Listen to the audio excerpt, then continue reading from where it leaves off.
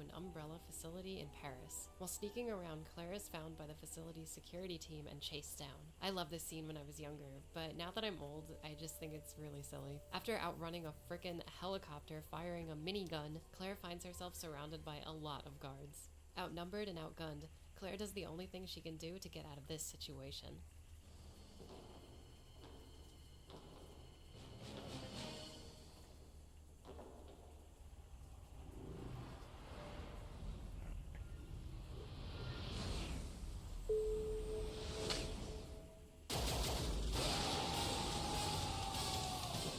Yeah, why didn't they shoot as she was falling? See, this is what I mean. As a kid, this is the coolest thing ever. But now I have to, think about these things. Ugh. After taking out every guard in front of her, Claire is blindsided by a man pointing his gun at her. The man captures Claire and brings her to a prison on the isolated Rockfort Island. After being knocked out and waking up hours later in a cell, Claire is confronted by a shadowy figure on the other side of the bars. Equipping your lighter reveals the man from before. He's hurt, but he unlocks Claire's cell. Stepping out of the cell, the man tells Claire that she's free to leave, but that the island has been taken over. The man's name is Rodrigo, and all of his comrades have been killed. After a quick conversation, we grab some ammo and a knife and head out. The prison cells lead us to an old graveyard where we can see a cargo truck has crashed through a wall. As we walk through the graveyard, the cargo truck explodes, attracting nearby zombies and also waking some from their graves. Creepy. Escaping the graveyard, we find ourselves in a large courtyard where we get attacked from above by gunfire.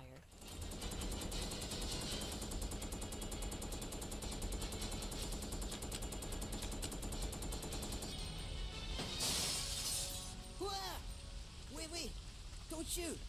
Who are you? Huh? You're not a zombie. Well, great. Wait right there. I'm coming over.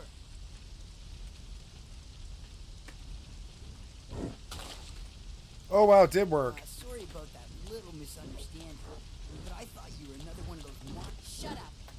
Make one wrong move and I'll shoot. Relax, beautiful. I said I was sorry.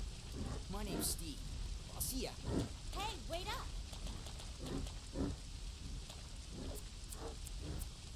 I don't want you following me, lady. You'll only slow me down. So I'm just gonna say it now. Every time I play this game, I forget that Steve sounds like a parody of a video game character. I have a hard time taking him seriously. Anyway, this mysterious Steve is acting kinda suspicious, so we choose to follow after him. This is where the first part of the game opens up, and it's awesome. We have to find the means of opening the courtyard's gate to escape the prison.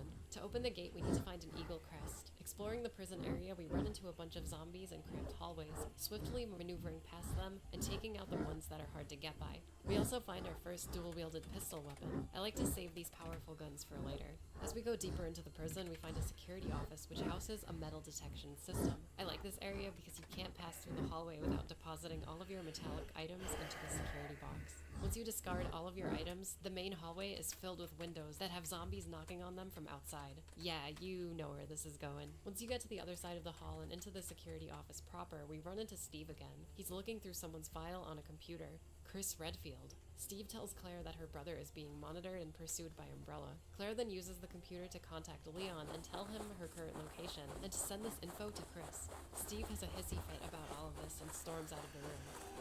No way. He won't come.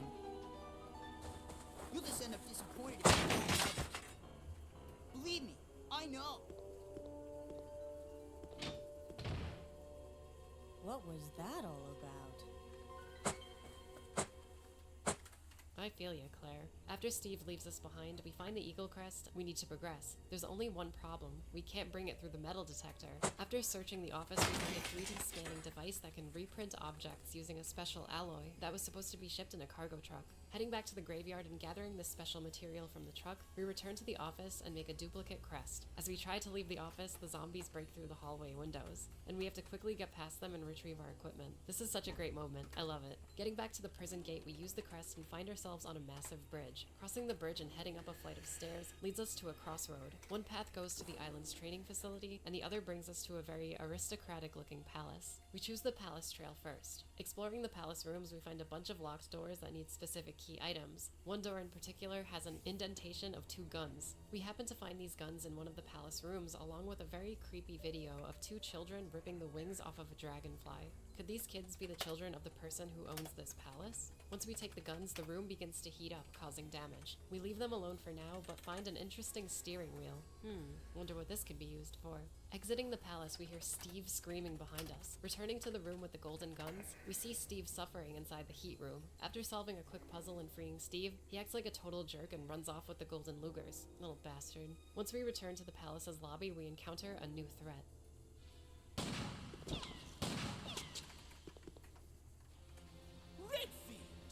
How dare you interfere with my operation? What are you talking about? You let yourself be captured so you could lead your people to this base. I have no idea what you're babbling about. You don't fool me. I am Alfred Ashford, commander of this base. Oh? You must be one of Umbrella's lower level officers if you're in command of a backwater base like this one. How dare you? Alfred family is among the world's first and finest. My grandfather So is cheesy. one of the original founders of Umbrella Inc. Tell me, Umbrella Inc. who you work for? Who sent you? Oh. Have it your way then. You're just a rat in a cage anyway. I'll be sure to keep you entertained before I dispose of you.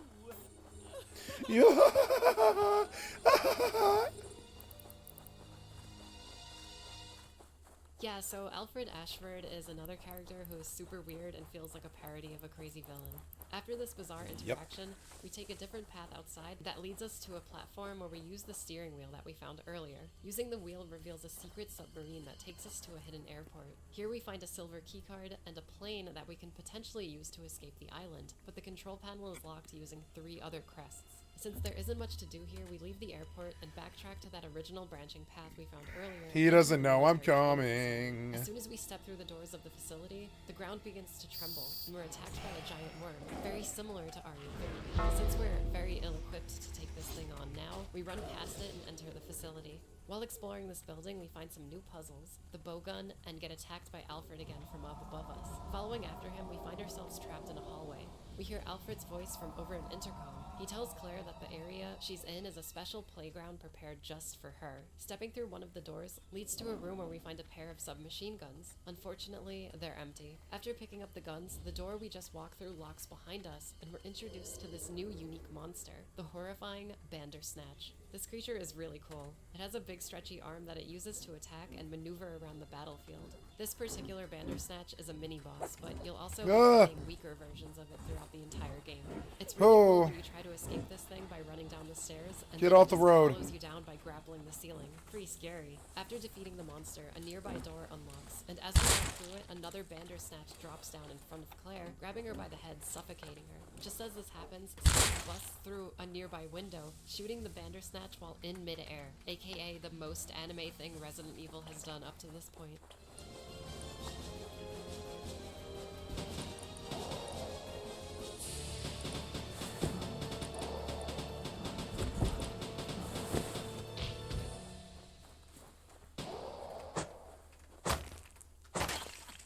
Oh yeah, they look good.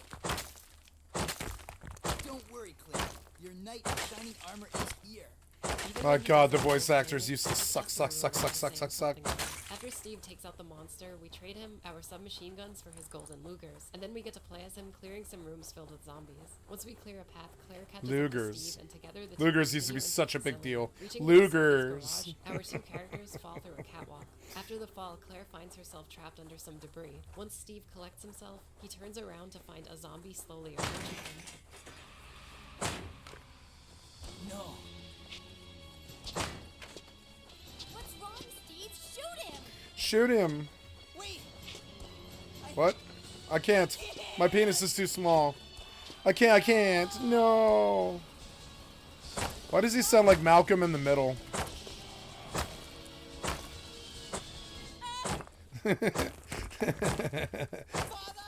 Father!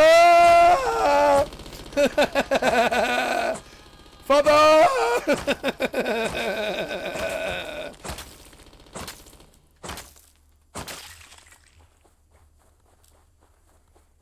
Why I have realize you this is supposed to be a very forsaken emotionally me? hard-hitting moment, but guys, I just can't take Steve seriously with this voice No, acting. I can't. Steve He's. tells Claire Yeah, I all really about why hated he's here him. on the I island. hated him His so father worked much. for Umbrella and I used to was be like, leaking oh, I hate you. information about what they were doing. Steve's father was caught and his family were sent to this island as punishment for crossing Umbrella. Steve's backstory The is island of tragic. misfit It's just a shame mascots. that his vocal performance kind of sucks any seriousness out of what happened to him. Claire leaves Steve behind to mourn over his father. As we leave the garage, we finish up a lot of busywork and puzzles, and we stumble across some medicine that we give to Rodrigo back in the prison. That Rodrigo fucking gives Claire a that light Bic kit lighter, in man, exchange for or her that lighter. It gives us the ability Zippo to lighter. unlock a bunch of optional locks that contain very valuable items. Now that we have the golden lugers, we head back to the palace to unlock that door. But before we can do that, Greetings. You must be the lovely Claire Redfield. Who are you? Let's just say that I'm a ghost, coming back to haunt your... Mwah, mwah, mwah, mwah, mwah. Mwah, mwah, mwah, mwah, It seems mwah. there's not much explaining to do. Wesker.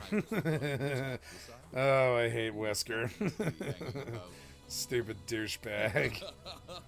All the better for me. Mwah, mwah, mwah, mwah, mwah. Kafka-esque. Nice surprise, ever so very. I've got you. It's Snaggly Puss. He's come to give you a Snaggly Puss hassle. But you have him all wrong. My brother is not the kind of person you think he is. I despise Chris. What are you gonna do to him? Oh. Oh.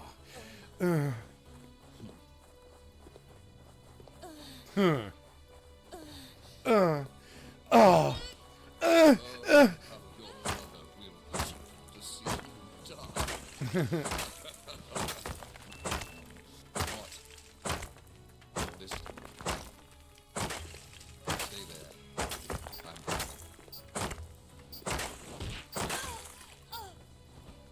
It appears you may be of some further use to me. I'm going to let you live a little longer. oh my god. Wesker is alive and looking really good for someone who got impaled by a giant monster. I have to say, guys, when I saw this scene as a little kid, I got so hyped seeing Wesker return with Ooh, his crazy ladder. superhuman abilities. He doesn't sound like a weenie anymore. He sounds so badass. I guess we know who stormed the island now and killed all of Rodrigo's crew. After our run, Not Rodrigo's we open crew. the golden luger door in the palace, and after solving a quick puzzle, we enter a back door and walk across a bridge that connects to a creepy mansion off in the distance. I love this part. It's so cool looking. The Why are old they timey aggro bridge to and me? shadowy They gothic shouldn't manor be. on top of the hill give me RE1 and like Castlevania vibes. It's such a cool and awesome visual. At the start of the video, I mentioned how CV has some pretty memorable areas, and the private residence is definitely one of them. I love this place. It feels like you've gone back in time, and the giant creepy doll hanging from the ceiling is pretty cool looking. Once we reach the second floor of the manor, we overhear Nerd. two people talking to one another. Why is this taking so long? My apologies, Alexia, but I have been doing my best. The revival I've got depends on your success, brother. So bad. Yeah, I forgot Resident Evil was like this, but it is. It was such a cheeseball fest, kind of. The master of the glorious African. Do not worry, brother. I will handle them both myself. Who is there? Is someone at the corridor? What is it, Alexia? Nothing. I believe I must have been imagining things. I'm tripping, I'm tripping. Fred and Alexia, huh? After the two Ashford siblings leave, we take a look around the room they were just in. After searching around for a bit, we find a key to a locked door back in the palace. Once we leave the residence, we return to all of the previously visited areas of the island and solve a bunch of puzzles and get us key items, and one of the crests to the escape plane. Eventually, we head back to the private residence to look for the final crest. Exploring Alexia and Alfred's room again, we're confronted by Alexia herself. She's pointing her gun at Claire, and after exchanging a few words, she begins firing. As Claire drops to the ground, Steve shows up and fires back at Alexia, forcing her to flee. The two chase after her.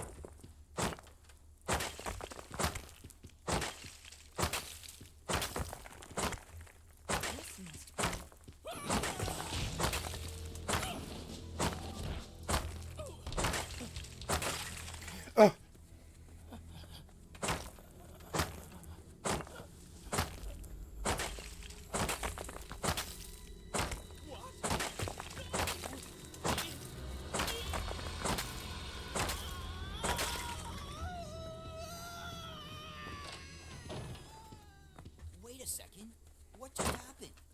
Turns out, Alfred has been playing the role of his sister the whole time. After Alfred books it, the self-destruct system activates. It's time to get to the escape plane and leave this horrifying place behind. Steve and Claire make it to the plane, but the airport's bridge is blocking the plane's path. Grabbing the control lever, Claire makes her way to the bridge's control panel and successfully moves the bridge out of the plane's way. Now that the bridge is up, we take a different path to get back to the plane. So we use an elevator to get back to the facility's courtyard. As Claire rides the elevator up, we see Alfred unleash a new tyrant from a containment pod. Uh-oh. As Claire tries to get back to the airport, we're intercepted by the tyrant. Guys, this boss isn't very good. This is his first phase, and all he does is just walk straight at you. You can't run past him. You have to down him with firearm damage, and he takes a lot of it. If you don't down him fast enough, he'll push you into a wall of fire that instantly kills you. This is where I finally use my dual-wielded pistols from the start of the game. They do a pretty good job at downing him quickly. Once we get past the tyrant and make it back to the plane, Steve and Claire finally take off. While airborne, the plane shakes and the cargo hatch opens by itself. Let's go check it out. So this is the Tyrant's second boss fight. Everyone who I've ever spoken to about Code Veronica always brings up this boss fight for either being unfair or ending the game overall for a lot of people. I like to call this part Roadblock number 1. So many people get to this boss and realize they don't have enough ammo to take him down. A lot of people also play this game only using one save slot, and if you're unprepared and this happens, you won't be able to start from an earlier checkpoint, resulting in having to restart the game completely. I've met people who have quit playing the game for good because of this boss. Like, they just couldn't figure it out, or they didn't want to restart the game. On my very first playthrough, back when the game came out, I ran out of ammo during this fight and had to rely on my knife to get me through. It took me so many tries, but eventually, on one of my attempts, I did enough damage to finally defeat him. This is something that can totally happen in other RE games that came before CV. The problem with the knife-only scenario in this game is that a lot of people forget to even pick up the knife from the table at the start of the game, leaving you completely defenseless if you run out of ammo, ruining your save file permanently. This is why it's really important to start the player off with the knife in their inventory instead of it being a pickup, because then you're literally forced to put the knife away in your item box so you can retrieve it later if you need to. The first 3 games always started you off with the knife, so this was never a problem in those games. If you're going into CV 10 million each I highly time. recommend making a safety save before you're confronted by Alexia. That'll give you a lot of time to prepare for this battle. Saving the dual-wielded guns for the tyrant fights helps a lot too. In all honesty, this boss isn't too difficult if you go in prepared. Keeping your distance, but also keeping an eye on Tyrant's movement speed is very important. Once you do enough damage and Tyrant begins to slow down, you use the cargo track to hit Tyrant out of the plane. I don't need her to recap the entire fucking thing. Yeah. It's alright. I have mad nostalgia for this game, but after my recent playthroughs, I have to be honest. A lot of Code Veronica's design hasn't aged too well. I love everything about the beginning of this game. Claire's escape from the prison and journey through the gothic environments of the Ashford Manor fits into the Resident Evil world so perfectly and is an excellent addition to the game's It was lore. a good mansion. Unfortunately, a lot It of was. what happens after the initial Claire stuff Yep. falls a bit flat in the pacing does. department. I didn't bring up every small thing about this game's level design, but there are definitely some pretty strange design decisions that don't make a lot of sense, like the poisonous moth hallway and the drones that scan around and summon hunters if they spot you. These are things that I've heard almost everyone complain about through the years. All of the backtracking in Chris's scenario feels like heavy padding. I cut out a lot of stuff for my story retelling because if I talked about every puzzle in this game, this video would be much longer than it is. A lot of the bosses feel rushed as well, especially the final one, and that sucks because, like I said earlier, all of the previous RE final bosses are just great. Another thing that CV is lacking is replayability. There isn't much to experience outside of a single playthrough of Code Veronica. This game doesn't feature alternate endings or something like the live selection branching path system from RE3. Once you finish the game, you've pretty much seen everything there is. You will, of course, be unlocking an extra battle game mode, which interestingly enough can be played in first-person view thanks to the fully 3D game world Code Veronica uses. It's like Mikami's original vision for RE1. The battle game is pretty fun. You get to choose 3 characters from the start, and you'll be unlocking some bonuses like costumes, super weapons, and another character. So this is a nice addition that gives you some replay value, but I would have loved to see some more unlockables added to the main game. It's just a little underwhelming. One thing I won't be complaining about is this game's story. I know a lot of people criticize the characters and overall scenario for being too anime. In some cases, I would agree with that statement. mean but I still love the offline? story in this game, especially all of the Wesker stuff in the X version. Sure, I'm the not game offline. gets silly and at some points quite stupid, but it's all great fun. I think this game retains that cool 90s anime vibe with its voice acting, much like RE2 and 3 did. Most of the voice actors do a fine job. Alison Court reprises her role as Claire Redfield, but it's always great to hear her in these games. She is the true Claire Redfield in my opinion, and is one of the standout performances in this game. Steve's voice acting is awful, and I think he sucks a lot of the believability out of the situation.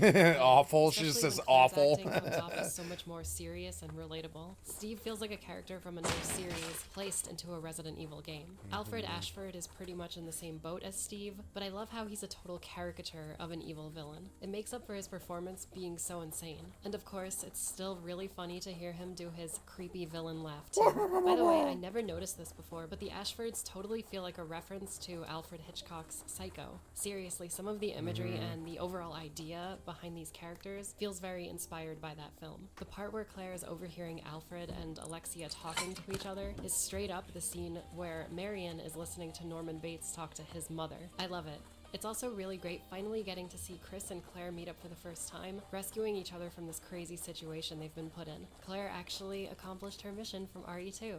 If it wasn't apparent by now, I have very mixed feelings on Code Veronica. I love a lot of what this game does, but I also dislike a great deal of what it does too.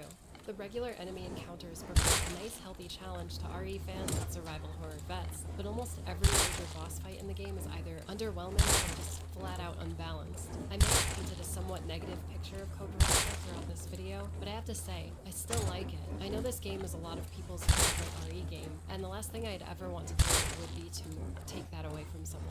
Let me make this very clear. CV is not the worst game ever made. It's not even the worst RE game ever made. It has a lot of good ideas, and I think it executes on some of them really well, but it also has a bunch of negative filler and poorly designed sections that bring it down quite a bit in the gameplay department when compared to those first 3 games. When I'm not boss fighting or doing any bizarre puzzles, I feel right at home with this game, and I guess that's why I keep coming back to it every few years. It's still better Bosses than or Code puzzles, Veronica right? if you have As long as there's no I think bosses it's or worth picking up puzzles. if you're a fan of Resident Evil and survival horror. It's Luckily, really you can good. get this title on pretty much every console too.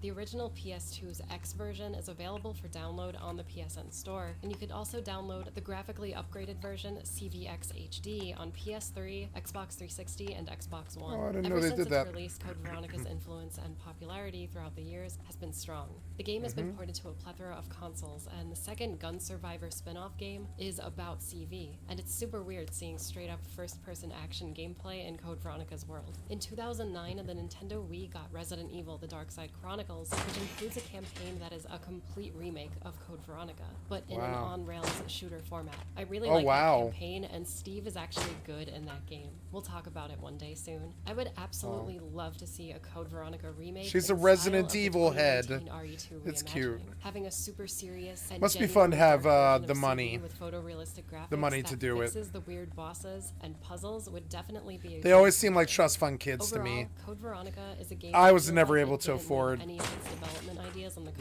cutting room stuff. floor. Whether that's a good or bad thing is up to you to decide. At the end of the day, I'm willing to look past CV's flaws and appreciate it for what it did to the Resident Evil series. Taking the first step into full 3D graphics and attempting to have a more in-depth story is commendable. Hiroki Kato and his team did a fine job at making CV, and most importantly, taking Resident Evil into the next generation.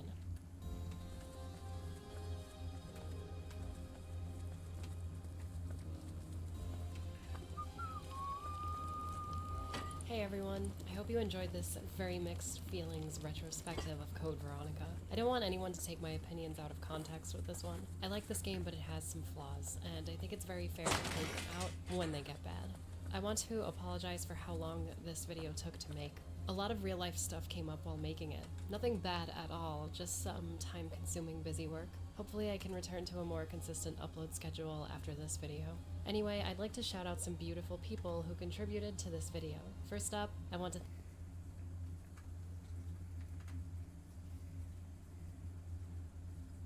I didn't think Phantom Liberty was good.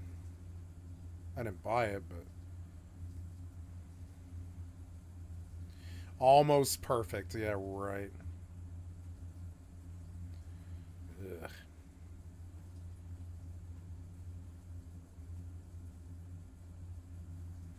Noodle lied and why AAA games actually suck.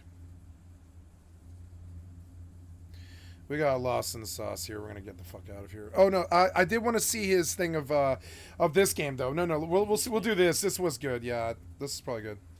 Bioshock Infinite doesn't let you kill a nun, and that sucks. Wait, no, we're not ready for that yet. Let's start over. 1. You're not ready for it yet. Bioshock Infinite's legacy is tainted. Tainted by montages of cut content, promises that couldn't be kept, non-existent deadlines, and a creative director unable to manage the expectations of players or even himself. Some magical, impossibly ambitious version of this game exists in another reality. A reality where PlayStation 3 or Xbox 360 could have run an open-world city that bled with a multiverse, or artificial intelligence that consistently reacted to a player's actions outside of scripted sections. Looking back on the game almost a decade later, it's hard not to wrinkle your nose and squint at the promises Ken Levine and Irrational Games made. We've barely incorporated dimension hopping into the latest Ratchet & Clank, 2 generations after Bioshock Infinite released, and unfortunately, Irrational didn't really help themselves.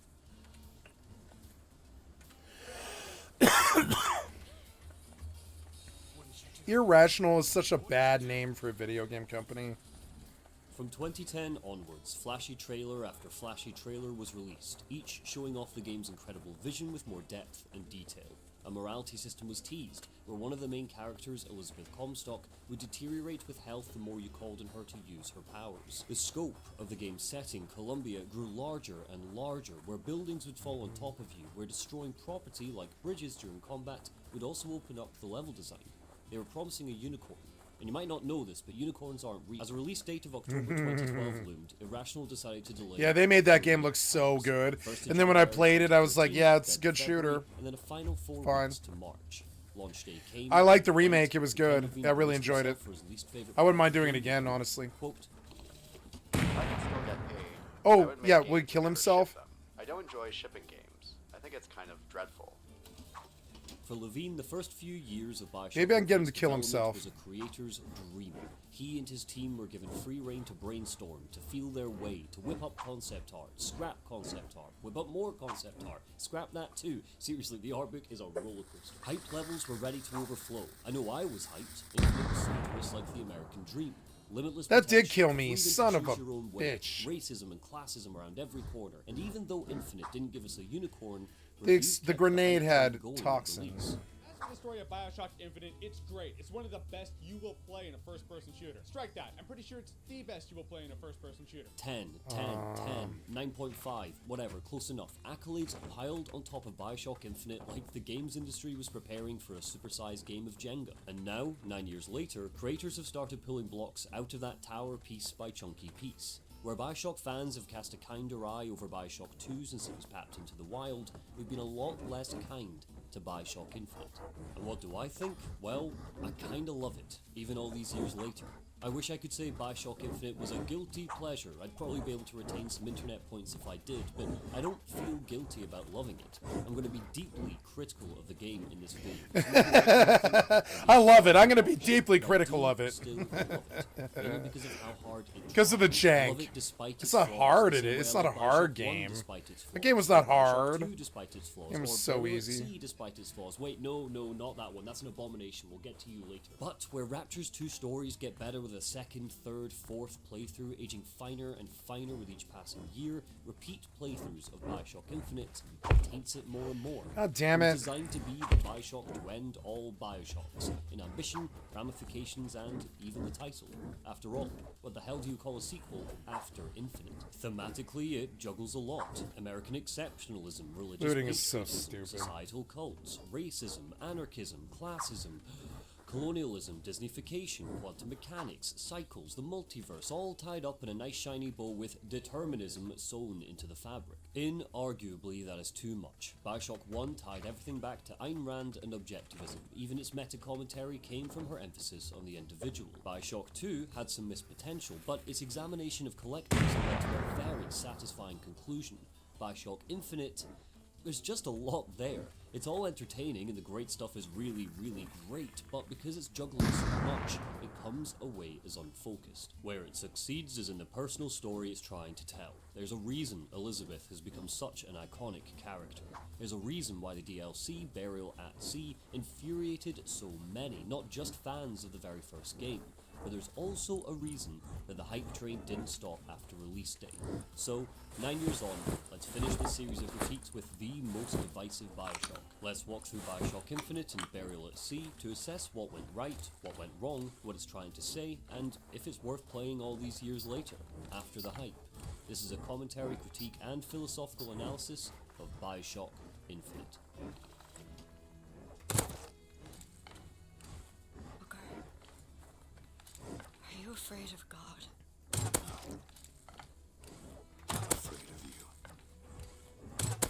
A fictional quote about multidimensional amnesia, a flash forward to the final hour of the game, a confusing argument between two strangers about the semantics of rowing. What do these three things have in common? Infinite cares about mysteries. You could argue it's the only thing it cares about. The story is tangled with herrings and frayed plot threads every step of the way. And the opening doesn't just give us one enigma, but three. We are Booker DeWitt, in a boat, in a storm, in an ocean off the coast of Maine, being rowed to a lighthouse. Riddles and questions are piling up long before we even get to our destination.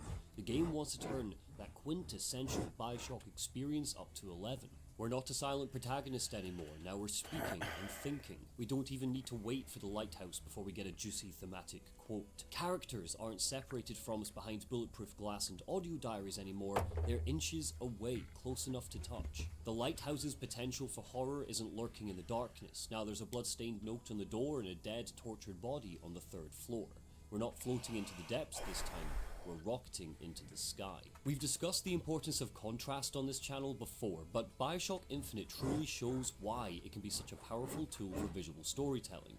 Bioshock 1 opened gloomily. No blood, just brass sculptures and neon signs winking in the distance to show off the riches of Rapture before the reality of its dystopia sank in. Bioshock Infinite is the complete opposite. The lighthouse isn't a glorious Art Deco tower, it's rickety and wet. There's a storm outside, rain battering the player and Booker to make us feel cold and isolated. Where Bioshock 1 goes from awe-inspiring to terrifying, Bioshock Infinite goes from ominous to glorious in just a few minutes. Hallelujah.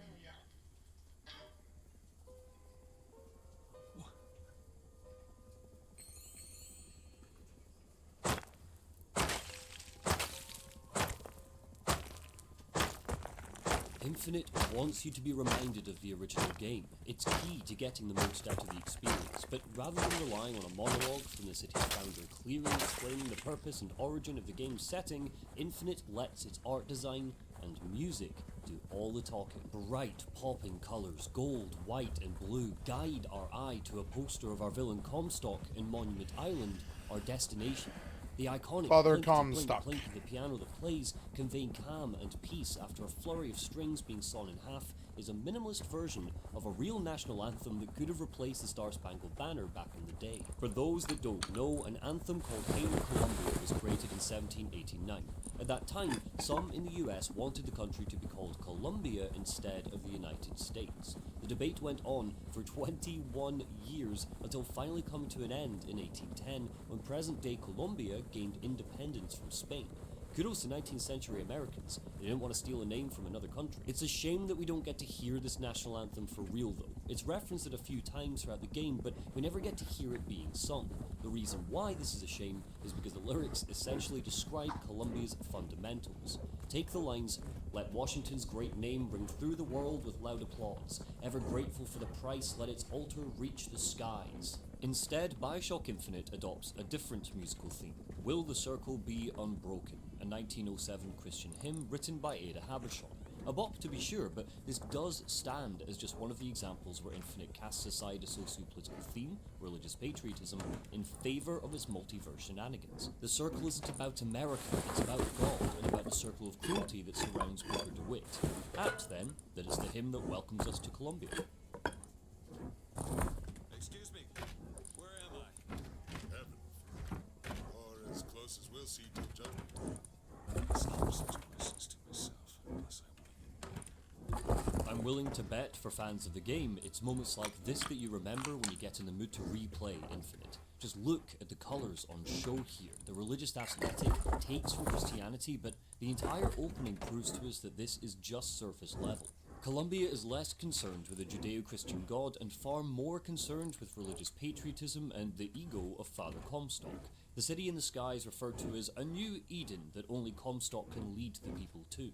The stained glass doesn't focus on Christ or parables from the Bible, they focus on the founding fathers and the so-called gifts they gave to the American people. The sword for liberation, the key for wisdom, and the scroll for knowledge. Columbia itself is built on the premise that the seed of the prophet shall sit the throne and drown in flame the mountains of man, a prophecy that speaks of Elizabeth not as an individual with agency, but as Comstock's seed. Yikes. During our playthrough, Columbia gives us a Comstock that is omnipresent through the statues and voxophones. This is a setting created by him, for him. It's a city built expressly for Comstock to forgive himself for his past deeds, and controlling that path to forgiveness is what drives him. Later in the game, we find a voxophone where he discusses Noah's Ark, and uses it as a parable not for God's wrath or the folly of man, but instead he raises the importance of a second chance. Even God gets a do-over. To pass into the city, Booker must follow the path of forgiveness. It's there, chiseled in stone. The game doesn't offer it up as a choice, he has to be washed of his sins before he can commit himself to the adventure. Comstock takes precedent. He's mentioned first, then the Founding Fathers, and finally the Lord sits at the end of the sentence, barely an afterthought. If you watched my Bioshock 2 critique, you'll likely pick up on similarities to Jim Jones. Comstock's pulling straight from the book of the People's Temple. He has the power to forgive you of your sins. His blessing is what's most important. Like all cult leaders, Comstock uses theology as a tool of control. As he drowns, Booker has a vision of New York in 1984. Zeppelins rain down fire from the sky, drowning in flame the mountains of man, etc. Because he's a man out of time, ripped from his universe and thrown into this one, his memories are already beginning to fuse with Comstock's. What Booker is seeing is the vision Comstock glimpsed when he looked into a tear in reality. That idiot priest needs to learn the difference between baptizing a man and drowning one. I need to find a landmark and figure out where the hell I am. The second we awaken in Columbia, the focus turns away entirely from Christianity. 3 statues, Fathers Washington, Jefferson, and Franklin, loom over us. White-robed white people pray to the Founding Fathers of America, asking for blessings, thanking them for the weather. The United States Constitution is factored into Comstock's preachings, written into his bastardized Bible, the word of the prophet. Americans, I'm not sure how aware you are of the far reach your constitution has on the rest of the world, but I can definitely speak for the UK. We don't follow it, obviously, but no, sometimes but it's believe taught in over it. Here. I was taught it in school. Not every classroom teaches it, it's part of 9 modules a modern studies or history teacher can choose from, but with the rise of the musical Hamilton, it's become a popular choice, and when the Constitution is taught, students will become baffled by how you cling to it. You know, when you asked about the role of public opinions polls, when it comes to constitutional rights, what matters is what the Bill of Rights says. It doesn't matter what might be popular at the moment. We've seen regimes across the face of the earth. Have we? Come and take away people's guns, strip away their rights to defend themselves, and sometimes it's been very popular. And yet, it is an inevitable prelude to tyranny. Oh my god, I get to look at Ted Cruz, finally! Senator Cruz is arguing that the Constitution trumps the will of the people. Here he's faced with a poll that says 90% of Americans support background checks for gun ownership. And his argument boils down to, shut up, let me have my shooty shooty bang bang time, the Constitution says so. It's that focus on how the Constitution is some precious religious text that can't be argued with that's so odd to me. James Madison He's stated right. that the Constitution should be treated as, quote, I mean, he's political right. scriptures, and I mean, that's the law. It's not that the Constitution says so. It's the law of man says so. And he has a right to bear arms. That was something we wanted for this country. Maybe we don't want it anymore, I guess. I don't know. But I know that we wanted that for this country. We don't want, we always wanted a right to bear arms, always. I don't know. American pundits I don't like off Ted yelling Cruz. about Fucking idiot. But, you know.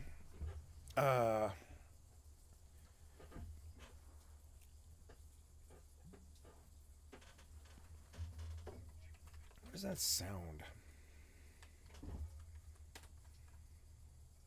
Oh, am I here? Wow, I am here. I came all the way down here, huh? Okay. Gotta kill these things, I guess. What do we do? This is for the wild strikes. Just loot the mobs, then equip right click. Do 10x direct heals on friendly mobs. Okay. Friendly mobs. of the Constitution is funny. It's like really, really funny that the writings of some dead I'm gonna guys put are clear held up like the casting word on, of God, as if any straying away from the US Constitution would somehow result in tyranny. And just to go back to my own country for the sake of balance, when British people sit back and scoff at your Constitution, that's when our hypocrisy begins to show. We're not excluded from this mindset. Just look at what happens when anyone speaks out against a parasite in chief in her idiot hat or Winston Churchill. I'm gonna put Omen of Clarity on cat form. I want a cat form macro.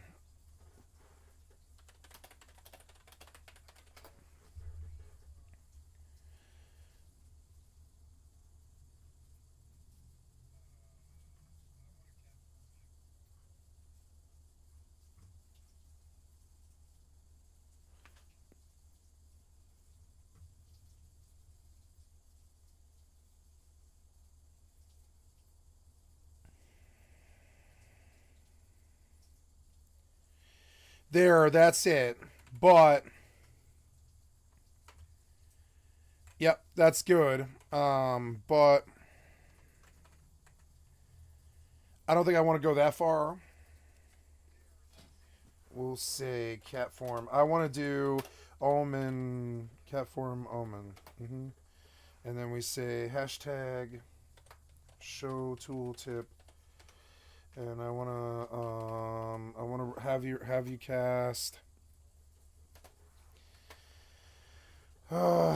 cast Omen of Clarity, and then we'll just butcher your cat form macro.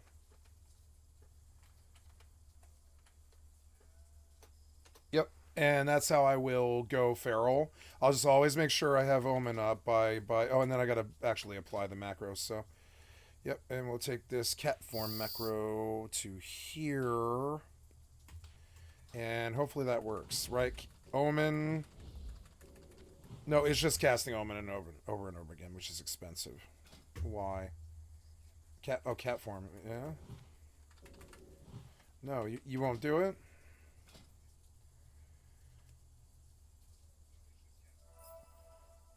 Maybe it's the no stance thing and the prowl thing. It broke the macro. Let's go see.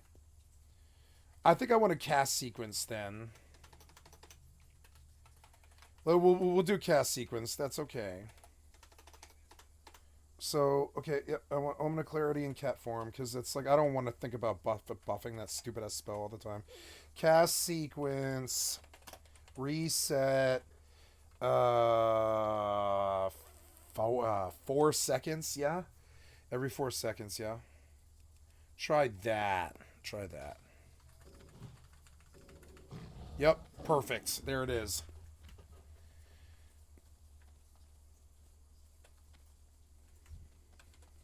Expensive, but worth it.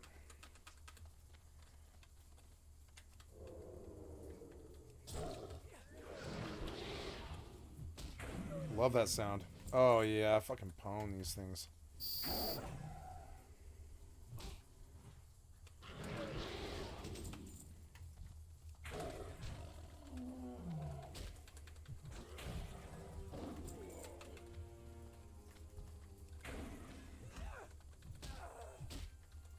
Wait, the music started. Why? That's odd.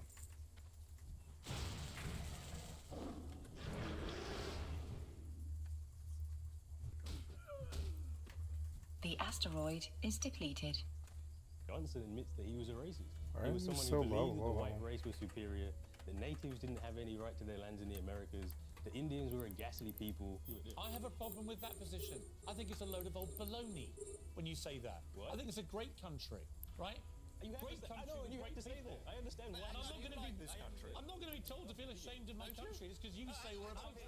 The irony is that Colombia is supposed to be portrayed as some hyper-realized version of America, an America that rewrites its own history, worships the word of the founding fathers, and over-promotes a handful of great moments from its past. But that's a pretty apt description of the United States today. Even Hamilton gives George Washington a Why are you talking about this in a fucking... Like, why are you talking about this in a Bioshock Infinite critique? The game was deep, but it doesn't have a lot to do with what you're talking about at all. At all. In anywhere form. You went off about Ben Carson and... or not Ben Carson, but, you know, what's his name? Guns, and then, and then you went off on, like, the Founding Fathers, and now you're having an argument about constitutional law, but you're doing a video about Bioshock Infinite, which doesn't have anything to do with any of that. Sure, the storyline kind of has a little bit of that, little tiny bit. Not really, though. Christ, I'm Scottish. Honestly, if you want to do this kind of delivery, go do Assassin's Creed Black Flag and then talk about stuff like this. When listening to one last. Anyway, our time exploring Colombia can take anywhere from 10 minutes to an hour, depending on if you pop into nearby shops or listen in on the conversations of its denizens. If the whiteness of the city wasn't noticeable during the baptism, it certainly is here. It's Secession Day, a festival held to celebrate the moment when Colombia abandoned the United States and declared its independence. It's Colombia's very own 4th of July, just without the barbecues and fireworks injuries. There's a parade, a fair, some of the shops have special discounts, but it all continuously revolves around Americanism. According to the people of Colombia, their city is the true America, and with that comes its own brand of American exceptionalism. Every country can be pretty guilty of this. Ironically, exceptionalism isn't exceptional to America, but it's an ism that's typically attributed to the US. Hell, even the Oxford Dictionary explicitly mentions the United States when giving the definition. It's where a country know there was a obsessed with shaman. being the best, to always be winning. You fucking to the world idiot. beating. It comes with a belief that you're the greatest country in the world, and something about the way your society is established makes you special. Something like the US Constitution. Colombians absolutely believe in this. Those pilgrims at the start who pray to the Founding Fathers thank them for the 3 gifts that set Colombia, quote, above all other nations. The player is encouraged to just drink all of this in. Infinite's first hour is thick with a joyous atmosphere, especially in its openness and bright colours. Residents enjoy Damn the it, that's breeze, a on the long railways, walk. discuss the weather or even local politics. Saltonstall is mentioned. Why are those fucking idiots 21 and 22? It should either be level 15s or level 25s. Why are they 22 at a level 15 area? It makes no sense. It's like, and there's always 2 of them, right? I would have won, except, oh, the duo butt buddies showed up and helped him or whatever. It's always some advantage that I don't have that they have. It's so annoying. Can't I get a fucking fair fight on any game that I fucking play anymore? It's always a 2-stack on a 2v1, and you look bad when you lose the 2v1 like I did today. It's like, nah, man, give me a fucking fair fight, you pieces of shit developers. Come on, man. Every fight I come up against, it's always at least 1, if not 2, 3, 4, 5 more people than me. All enemies, all gunning for me. It's always like I'm expected to be fucking Superman. Can't I just get a nice 1v1 where I'm not like involved with some shaman and 2 NPCs or whatever? I'm like snared up by frost shocks so I can't reach the motherfucker. Come on. And on top of it, those idiots are 7 levels over what the fucking mobs are. So there's really no reason why they should be there. And they had just enough to kill me. And it's like, come on, man. Where was the shaman? Like, where was the shaman till Skycat is forced to lose, right? I was winning, doing just fine. We're gonna win that. I was gonna win that engagement. So God or whoever steps in and barriers it, and is like, "No, you don't get it. You don't get this win. You never do. There's always 2 of them. There's always help, or they're always better than you, or always have more guns than you, or something like that. Can't I get a fucking 1-on-1 fair fight, please?" It's like it's always 2v1s. It's always 2v1s or more. It drives me fucking crazy. Like, you know, it's like, come on, man.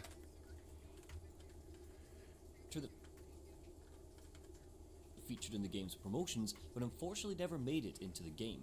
From the cut content, we learned that he saw a vision of the That's future where Shaman. America was a I don't melting like pot of him. races. I'm gonna West fuck took him the idea over. and decided he needed to run for office to try and prevent that future from happening.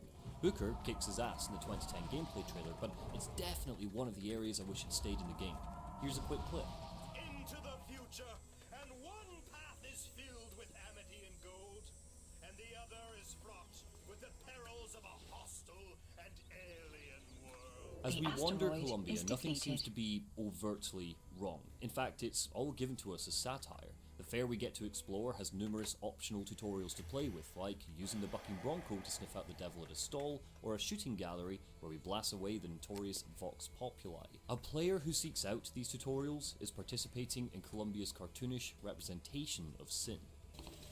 Long before the Sky City of Columbia was fully developed, the art team had a set of concepts to explore. An Art Nouveau world set in the age of American exceptionalism, inspired by the turn-of-the-century beliefs, decorations, and styles.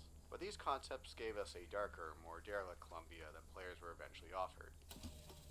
Those words are from Ken Levine in The Art of Bioshock Infinite. The initial concept art given to us is grey and smoggy, reminders of industrial London more than the whimsical presentation of a golden America. The commercialism, the grand architectural statements, and the focus on fine detail survived into the actual game, but so much tonally was left on the cutting room floor, and I think that's for the best. What makes Bioshock Infinite's presentation so absorbing is that what you're seeing is given to you as light and There's a fluffy. lock It doesn't now. correlate with the horrors the city is built on. That is, until we make it to Columbia's raffle.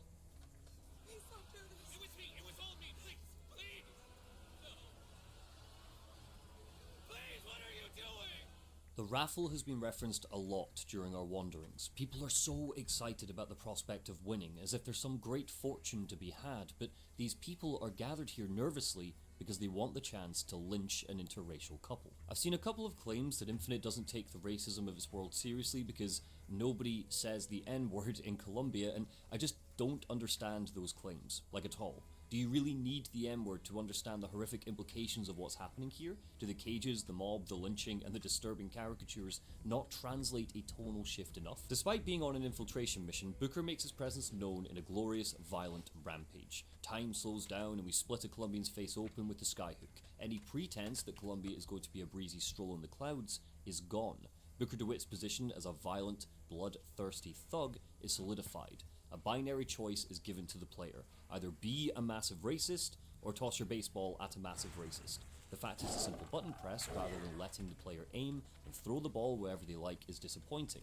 I wish we'd actually throw the damn ball rather than being stopped both times. We never get to lay a hand on Jeremiah Fink the whole game, and this would at least soften that. We're going to deconstruct how the game handles choice in more depth later, but while we're on the subject, a similar situation pops up when we meet the Lutece twins. The asteroid is depleted. Or tails. Wandering through the funfair, we're eventually stopped by them, undertaking a thought experiment. Heads or tails, they ask, and we, the player, don't actually get to have a say. No matter what, Booker picks heads, because Booker always picks heads. According to Robert Lutece's board, 123 Bookers have picked heads, and 123 times is correct. Oh my Constants God. and variables. It's a silly constant to have, but it's the first hint the player gets that certain events will always play out the same way across a certain number of universes. All roads lead to the twist, and the foreshadowing isn't necessarily subtle, but when has Bioshock ever been subtle? As our first hour comes to an end, we eventually meet Zachary Comstock in the flesh. White-haired and bearded, he's drastically different from the faces we saw during the game's promotional material. There, Comstock was younger, fresher, with dark brown hair and stubble on his chin, a look that was more reflective of Booker himself, but the team aged him up to show a more godlike demeanour, as well as to throw us off the scent that Booker and Comstock were in fact the same person. Comstock knows all of our sins. He mentions Booker's work as a Pinkerton, his savagery at Wounded Knee, and a name, Anna. Most players are likely to attribute this knowledge to Comstock's prophetic visions. He seems to know a lot. He seems to have seen a lot. And as a result, there's a detailed history of our main character that he's familiar with. What brought you to Columbia, Booker? Bring us the girl and wipe away the debt? This will end in blood. Then again, it always does with you, doesn't it? It always ends in blood. For the first time ever, a Bioshock game gives us a living, breathing character in Booker, not a vessel for us to inhabit and give ourselves over to. We still have our mission, bring the girl and wipe away the debt, but things are suddenly complicated. We're not just curious about the setting anymore, we're now curious about who exactly we're controlling. Booker is a man who wanted to be covered in glory, and as time wore on, that want turned into a desperation to wipe away his bloodied history. Always moving forwards, never looking back. He's a character that embodies America as Bioshock Infinite sees it. But before we get to the good stuff, quick shout out to this video's sponsor, bestgameprice.net. I like games. I like owning games, but you know what I don't like? Paying through the nose for them. I'm not the CEO of BP, I'm skint. Have you seen the cost of fuel lately? Lucky for me and for you, bestgameprice.net is here to keep the cost of gaming down. It's a price comparison site that's totally free to use and always gives you the cheapest deal available when shopping for new titles. It's connected to all the major platforms, Steam, Epic Games, Green Man Gaming, but there's also a crap ton more, so you always get the best price. Bioshock Infinite is $60 on Steam, but because I checked bestgameprice.net, I can grab it for 25% of that. It's got an Android app so you can buy on the go, and this is a new announcement, they've even got a Discord bot, so you can see where the best deal is without going anywhere. They're total legends for sponsoring these critiques, so click on the link below to start saving money and to help the channel out. Thanks again to bestgameprice.net, and on with the video. Bioshock Infinite wouldn't be half as beloved if it wasn't for Elizabeth. I don't mean it would just be a lesser game, I mean if Irrational got Elizabeth wrong, those review scores would plummet. Even those who obnoxiously claim Infinite is a total shit show have to admit that Elizabeth redeems a lot of the game's failings. It's Elizabeth, not Booker, that goes through the hero's journey, and would you look at that, I made it 2 years without mentioning the hero's journey. Shit. From her design to Courtney Draper's voice acting, to the quirks of her animation, to her character arc, Elizabeth Comstock elevates Infinite to heights it simply wouldn't achieve if any of these aspects sucked. Like, for example, the fact you can't kill a nun, but don't worry, we will get to that. Oh, there it is. Monument Island. I think I got locked up in this place. Booker has arrived on Monument Island, that huge angel statue that we saw at the beginning, which means he's mere minutes away from meeting Elizabeth.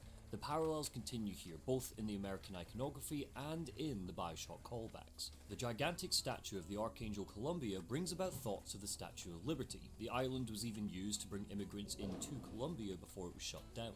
Elizabeth is constantly referred to as the Lamb, and Columbia's propaganda proudly defines her as some messianic figure, just like Eleanor was in Bioshock 2. Of course, this parallel could have come from Jordan Thomas, B2's creative director, who was a lead writer on Infinite and wanted to make sure his Bioshock game wasn't forgotten in the callbacks. After a pulse-pounding race through Columbia's homes, the game returns to quiet exploration again.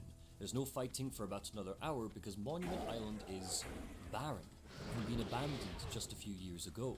We get a full tour of the experiments conducted on Elizabeth before we meet her. The signs call her specimen, further dehumanizing her. Graphs and diagrams show her growth over the years. Surgical tools show the studies undertaken by Rosalind and Tess. It's all here to build up empathy. Elizabeth is the driving force of the narrative. If we don't like her, then the whole game crumbles like sand. Luckily for us, she rocks our freaking socks off. Her oppression can be seen through the lens of the American philosopher Marilyn Fry. I'm not going to argue that Ken Levine sat down and read her essays, but there's a perfect line from her piece Gender Basics, Feminist Perspectives on Women and Men that sums up Elizabeth's lived experience. Quote, "The living of one's life is confused The asteroid and shaped is by depleted. forces and barriers which are systematically related to each other. They catch us between them and restrict motion in any direction. It is the experience of being caged in." Elizabeth can't leave her tower, and other forces, Comstock, Clutess, the founders, control every aspect of her daily life. Even when she escapes the tower, it is a long time before she gets out of the psychic cage she's trapped in. The symbols of birds and cages are hardly unique to Infinite, but their reinforcement across the game makes it all the more powerful when she and Booker destroy Monument Island and the siphon that restricts her abilities. Your faith in Booker might waver, but you never stop rooting for Elizabeth. You never stop wanting her to get out of that cage. Not here to hurt you. Who are you? My name is DeWitt. I'm a friend. I come to get you out Get of here. away!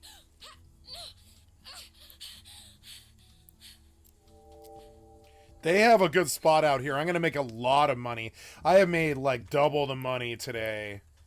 Like I made like 100 million today off mining, and that's, man, that's like that's a renewable Plex money. Because I forgot about this whole neighborhood, but somebody told me about this neighborhood when I was young, and I lived here for a time. But I got these tags used to be worth 3.5 million. These blood bronze tags, I used to farm these a lot, and now they're worth like fucking 9.6. And definitely, this is a great place.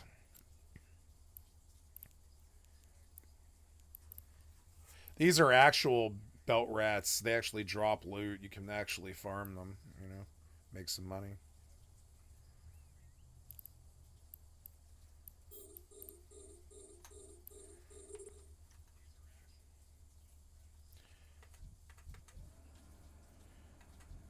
He's 25. I don't know if I'll catch him.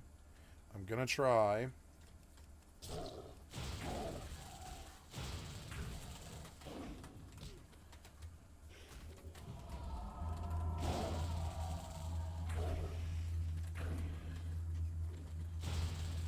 Come on, kill him! Kill him! No! He potioned that fucking dick. God damn it.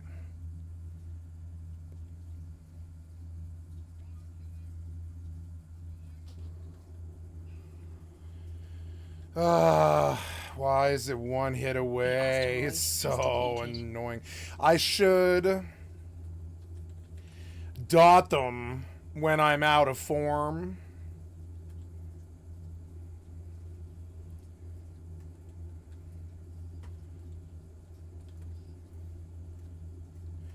I think I like Light Bloom more than Savage Roar. Like, a lot more. I don't like Savage Roar. But Light Bloom will get me out of some shit. I don't know. Savage Roar is good, but it costs too much. 25 energy is a lot.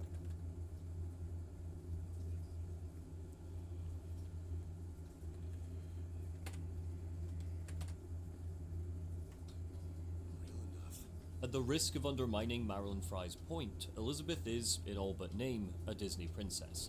Columbia is essentially a monarchy, with Comstock as king and Elizabeth being groomed to one day take over for him. You might be thinking of Rapunzel references, but yeah, I want to put, I want to change my Moonfire macro now to put Fairy Fire on. Yep, Moonfire and then Fairy Fire. And I want to reduce their, I want to pop out and I want to dot them. Yep, and then I want to dot them. I want to be like dot dot, and then I want to switch back to cat and really punish them. It is hard. It's hard to live. Like, I guess when I popped out, I should heal, but then he could just run and shoot me. The entangling roots is the thing. I can't seem to get it into my brain how to slow him down.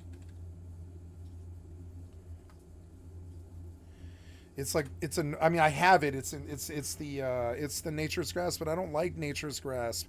I don't remember to use it. It's so annoying.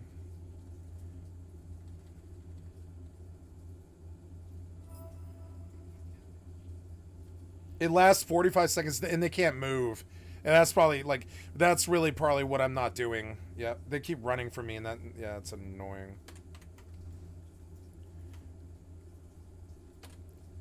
Her being locked in a tower, but come on man, don't insult Elizabeth like that. She's not like Rapunzel, she's like the best Disney princess. Belle. She's the first princess to be given any form of agency in her story. We all love to joke about Stockholm Syndrome, but Belle isn't a damsel in distress like Snow White or Aurora are. She's a well-read heroine that doesn't see herself like the brainwashed masses that dote on her village's Prince Charming, Gaston. She sees herself as an intellectual warrior, referencing King Arthur pulling Excalibur from a stone.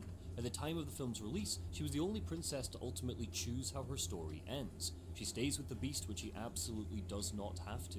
I love Beauty and the Beast, man. What were we talking about? So, Elizabeth. There are parallels in her visual identity to Belle. The blue skirt, the white top, the hair pulled back with a blue ribbon. She has the largest eyes in Columbia, huge blue saucers reminiscent of Disney protagonists. Even a brief look at the art book shows just how many iterations she went through. At one point, she was older with a more conservative dress sense. In fact, this is the version we first saw back in 2010.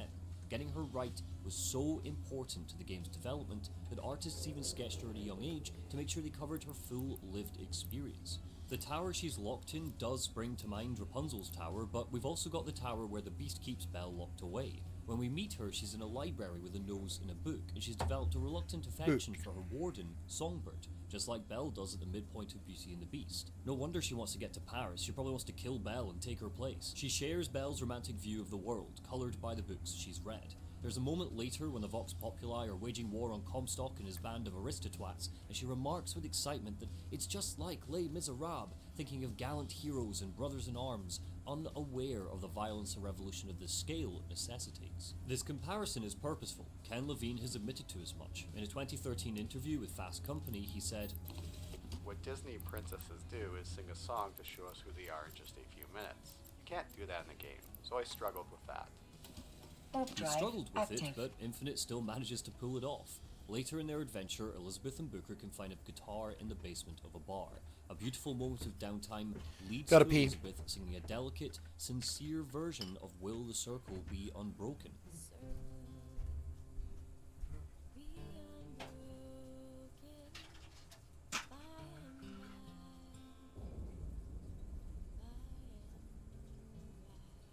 So, if Elizabeth is Belle and Songbird is the Beast, what does that make Booker DeWitt in this new, twisted take on the story? Well, in the world of Infinite, no one drinks like Booker, no one fights like Booker is Gaston if Gaston tried to rescue Belle before she fell in love with the Beast. He's not a nice guy, something we're reminded of time and time again. His scarred history aside, he's initially positioned as the hero of the story because this is a first-person shooter and he's on the box art. But when he comes to Columbia, he's not necessarily on a rescue mission. He doesn't know Elizabeth is having a bad time in the tower. He thinks he's here to kidnap her, whether she wants to go or not. He's violent and thick as mince, and when they first meet, he sees Elizabeth as an object, just a means to wipe away his debt. He uses his brawn, not his brains, to get out of every situation. Do you hear that? It's music. Go on, I just... Okay, I won't be long. I won't be long, Mr. DeWitt. Rescuing Elizabeth, Songbird intervenes and tears apart Monument Island in an effort to stop us. We awaken on a beach in the clouds. Battleship Bay. Booker convinces Elizabeth to help him hijack an airship, promising they'll go to Paris together.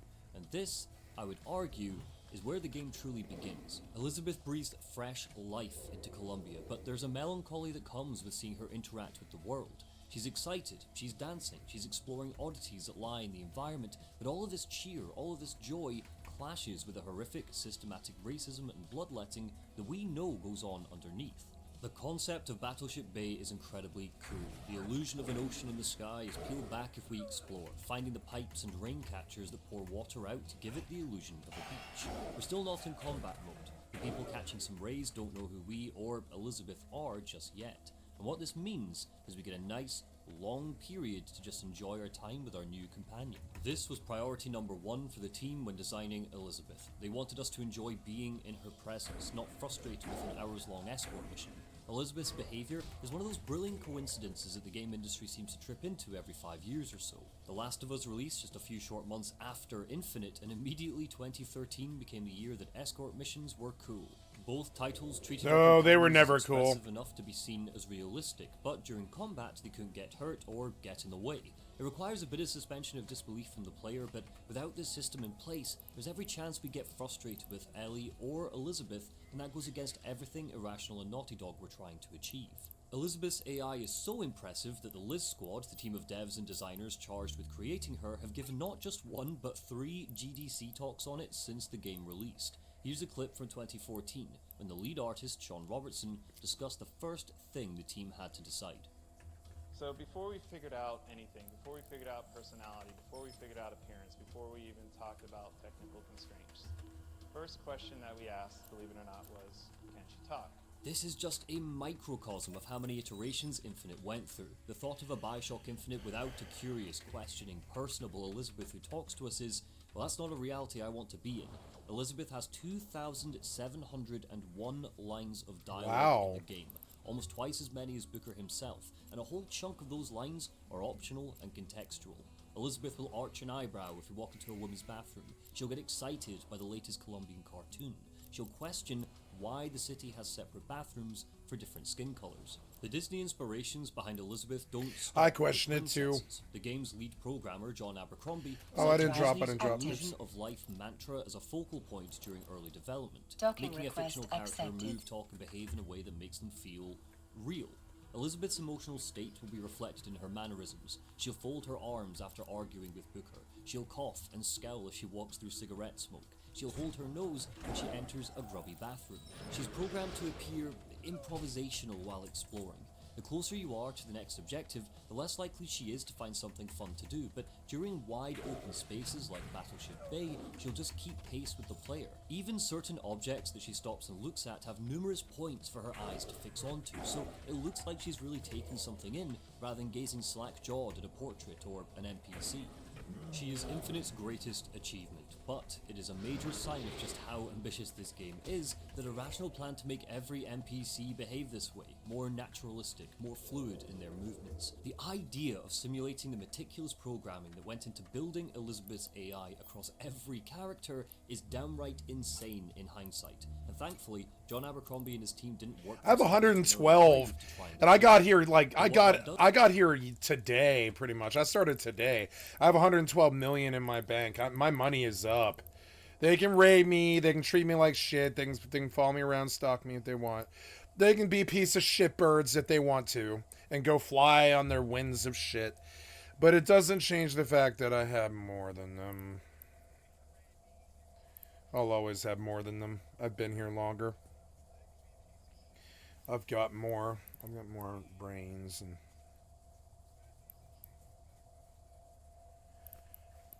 assets and... Is Infinite's NPCs are a little more dead by contrast. When Elizabeth isn't on screen, they look totally fine. The carnival at the start is a great example of this. Columbia feels alive and vibrant, and the NPCs do give off an illusion of realness. But as we come to the end of Battleship Bay, there's a room that shows off how stilted these characters look when compared to Elizabeth. A woman checking her reflection, a man smoking a cigarette. They're going through a handful of strictly programmed motions and then repeating them. Meanwhile, Elizabeth is dancing around the room with a flexible gaze that squints and widens. It's just a room full of your standard in-game NPCs, but because Elizabeth is so detailed, they look like statues. Yeah, I like that about her.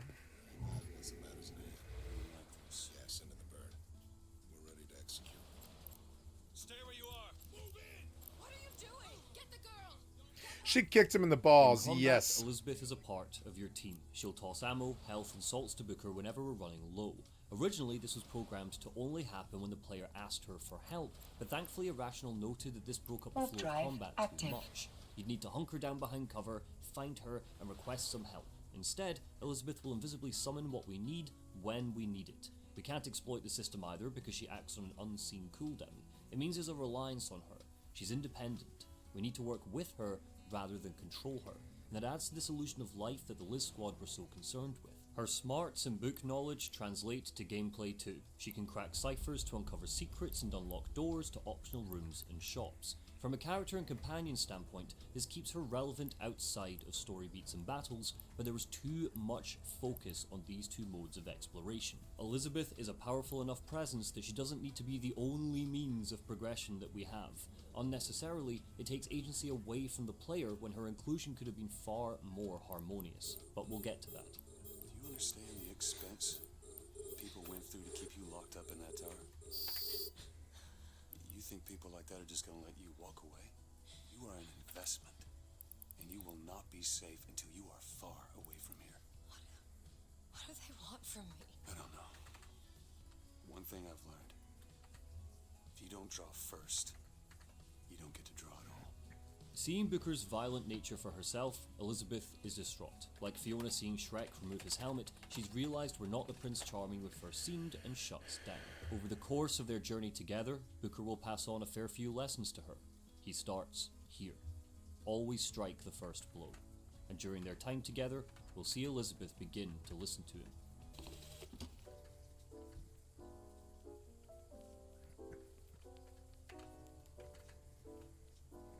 What you're seeing on screen are clips from the YouTube channel Florida. It's from the series Tilt Shift, where they take tiny slices from games and use clever camera work to transform them into miniature, fluid models. You don't need an eye like Florida's to feel breathless when looking at Columbia, but it's through these tiny, zoomed-out shots that the theme park nature of the game space becomes most apparent. I'm showing these to you and linking to Florida's channel down below under the like button because while you can see the floating city in a whole new light thanks to these clips, the awe-inspiring presentation never wavers. The Disneyfication of Columbia doesn't stop with Elizabeth. In fact, a lot of the world design lends itself to feeling like a trip to Disneyland in more ways than one. Our next stop in the mission to board the First Lady's Zeppelin, Hall of Heroes, shows this off best, so it's a great chance to explore it in more detail. The Hall of Heroes is where we get a deeper look into Columbia's history, or rather, a version of history that Columbia wants to tell. This is all a fantastic return to American exceptionalism, a whole level themed around repackaging and selling a nation's past to the population in an effort to make your story more palatable. In my previous Bioshock videos, I highlighted how people like Ayn Rand wrongly attributed the achievements of other nations to America. Rand claimed that the television was invented in the US, but it's Disney that has been a catalyst for American revisionism, whitewashing a bloodied history. Hall of Horrors, that's pretty good. If we want to get access to the airship, Booker and Elizabeth will need to nab the Shock Jockey Vigor, Infinite's version of the Electroplasmid from the previous games. But the last drops of it are in the possession of Cornelius Slate, an old soldier that Booker once served with at Wounded Knee. Fighting to Slate takes us through gift shops, exhibits, mascots, propaganda, food carts, and cafes. The Hall of Heroes is pitched as a museum to remember the soldiers who died in battle, but really, the whole section feels like an amusement park, and Comstock has slathered his own version of history on every wall.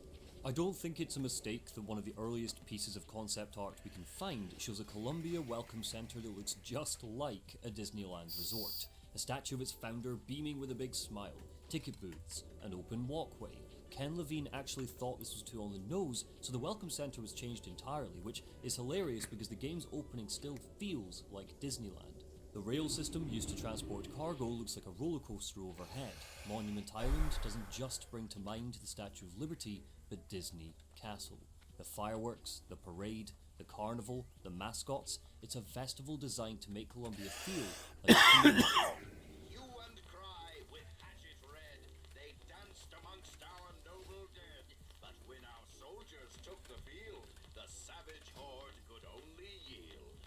So, a quick history lesson. In late 1890, a popular movement known as ghost dancing had resurfaced among the Lakota tribes of the Midwestern United States. The movement advocated the return to Native American culture and pride, as well as the expulsion of invaders who took their land. The US government feared the movement could inspire an uprising, so sent in the army to prevent this by seizing the Lakotas' weapons. Their chief, Sitting Bull, was murdered. Roughly 350 Lakota tried to flee, but were intercepted and directed to a camp called Wounded Knee. There, it's reported, the army forces opened fire on the camp with 4 Hotchkiss mountain guns and a light artillery gun. Unarmed, Native Americans were cut down by fire from the hills. Survivors attempted to flee, but were hunted down and slaughtered by the rampaging soldiers. Some bodies were found miles away from the camp. According to the Hall of Heroes, this massacre was a good thing. We see cartoonish depictions of Native Americans scalping innocent people. Cardboard cutouts leap out at the player, snarling and bloodthirsty. The soldiers who opened fire are portrayed as heroes. Native Americans are yet to get their 21st century Disney glow-up, even if we can call it that. The cutouts in the Wounded Knee exhibit look a lot like how they're represented in Peter Pan. I half expected to hear What Made the Red Man Red playing in the background. 1995's Pocahontas completely bastardized the Powhatan tribe. John Smith's life was never in danger. In fact, Chief Powhatan saw him as a son. There was never a romantic relationship between the titular character and Smith because she was 11 years old. The artificial savagery we see in Disney's representation is right here in the Hall of Heroes. Slate despises the whitewashing of his battles. He understands how grim the massacres were, and he's proud of it, believing it shows him to be a warrior who battled other warriors. But Comstock has transformed the entire district into a floating hall of lies through propaganda and cartoons. It's all designed to brainwash the children of Columbia into signing up for national service, just like how Disney used Donald Duck during the mid-20th century. Remember this?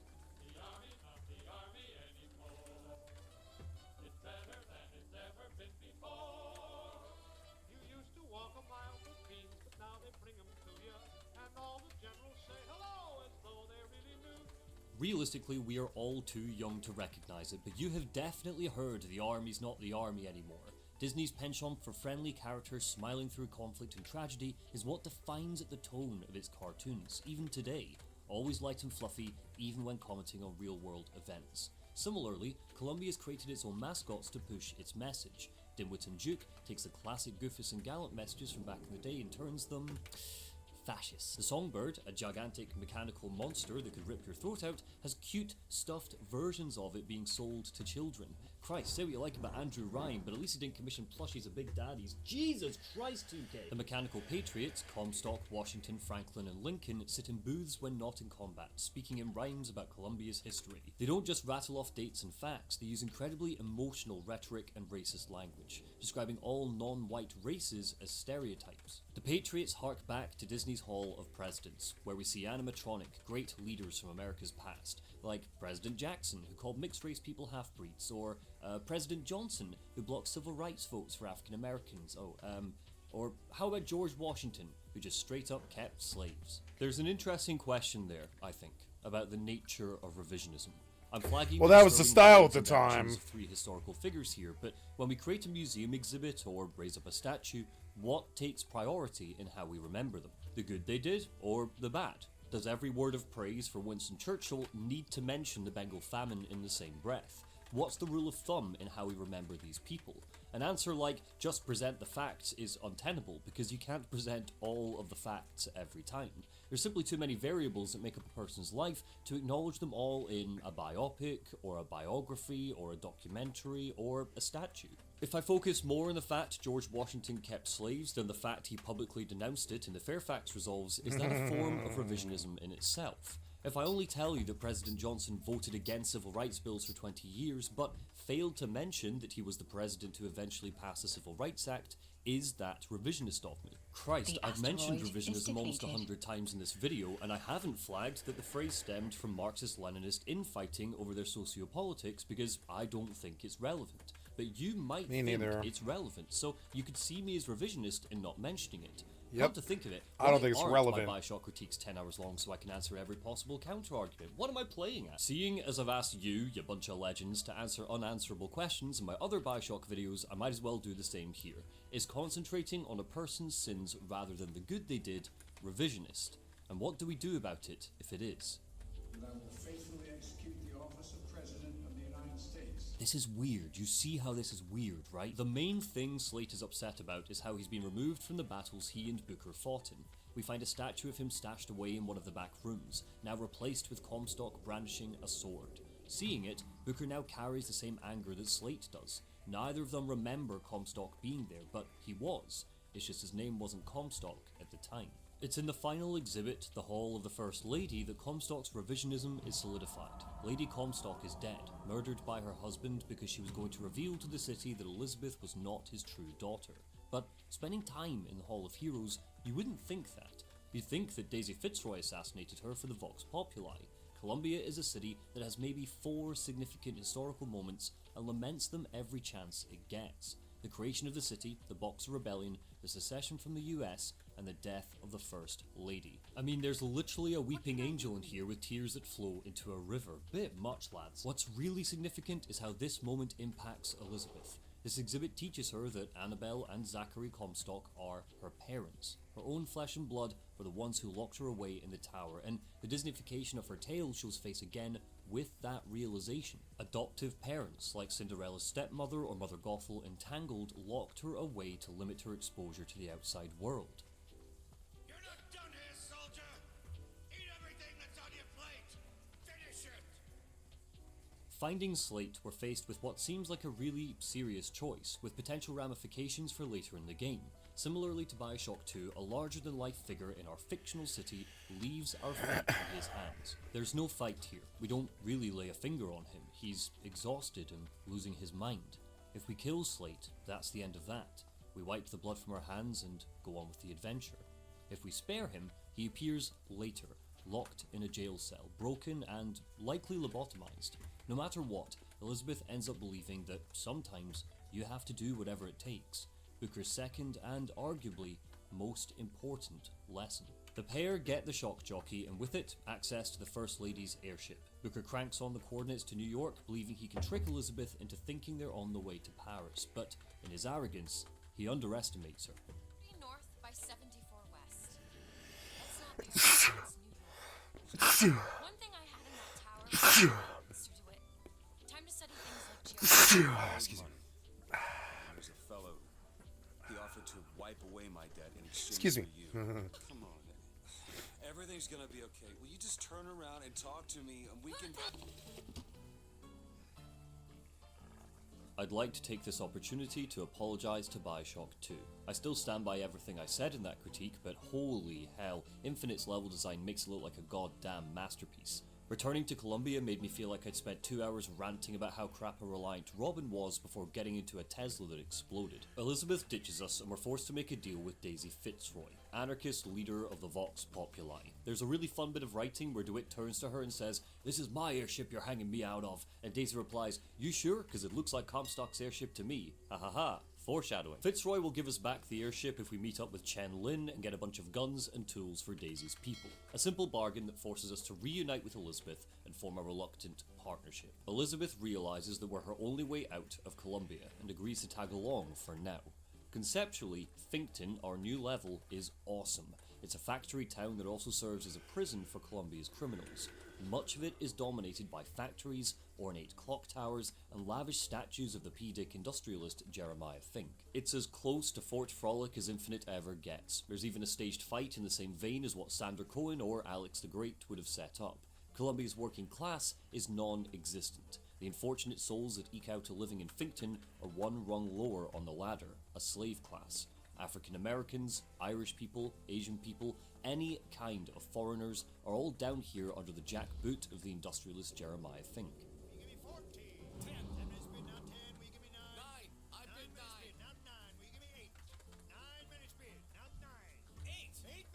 Time is the current that runs through Finkton. Every statue of Fink has him holding a stopwatch. The propaganda references how time is money. There's a humongous custom-made clock that doesn't break up the day in hours, but in actions. Work, prayer, leisure. Portraying Jeremiah Fink as your classic factory watchman from a Dickens novel. But Finkton is very much based in history. The auction we see, where workers pitch themselves as being able to complete a task in the least amount of time, isn't something that happened, but it's damn close. Workers would auction their wage. I'll do this for 15 cents, I'll do this for 10, but because Fink doesn't pay a real wage, what he values is time. The stiff and robotic animation of Columbia's NPCs is a benefit here, not a distraction, because Fink has robbed the slave class of their autonomy. They scrub the floors in unison, they hammer nails in a matching rhythm, they don't get paid real money for their work, instead it's company tokens. This really happened. It was called scrip in the US or trucking Coal in company the UK. scrip. Thankfully we got... I owe my soul to the company store. That's Ernie something or another. I forget the name of the last name. Work 16 hours and what do you get? Another day further and worse than debt. Boss man says, gotta go. I sold my soul to the company store. Yeah. In 1887, but the United States didn't outlaw it until 1938. And because Jeff Bezos is a parasite with the moral compass of a mosquito, Amazon twisted these rules so that its financial bonuses were replaced with vouchers, you guessed it, for Amazon. If Columbia was on land instead of the clouds, pretty much everything about its sociopolitics would sit snugly with America in 1912.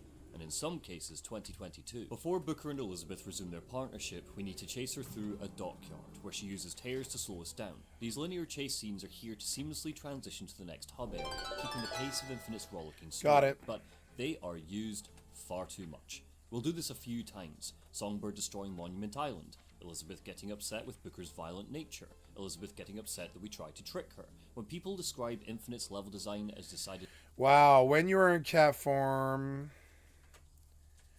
Bear form or dire bear form, party members within 20 yards gain increased combat ferocity. Each melee hit has a 20% chance of granting the attacker an extra attack with 20% additional attack power. No effect if the party member is already benefiting from Wind Fury Totem.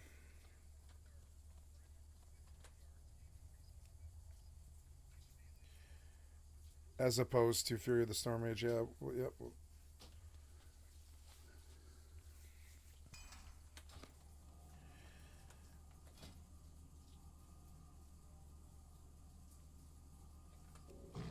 Oh, I do. I get Wild Strikes. Oh my god, that's a good improvement, yeah. So I don't know what else is left, but I know I have to go do that stupid one. Fucking druid runes. I don't know. WoW, SoD, druid runes, right? I watched some video about this yesterday. I just don't like.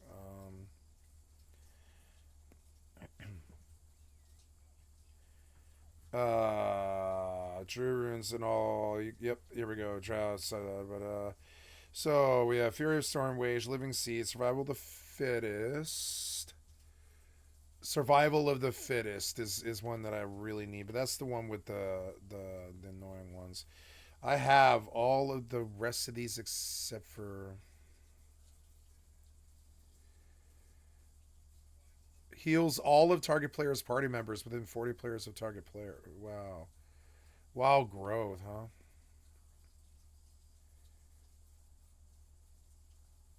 And Savage War and Skull. Charge to a target within 13 yards and bash the target's skull, interrupting spell casting, preventing any spell not school from being cast. Shares the cooldown with Feral Charge. That's a bear ability. And I got Star Search, so I need Wild Growth and Survival of the Fittest.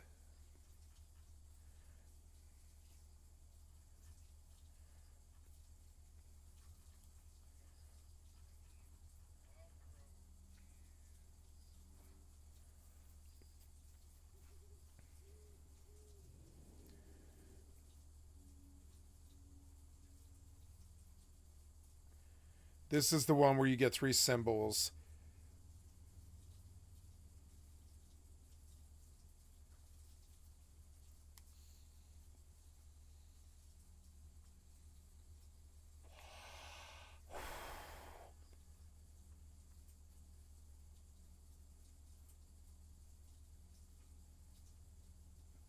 Murlocs and Naga in Hillsbrad is the next thing. I need 24 fish oil. Or we can go see what the price of fish oil is. Maybe it's just cheap.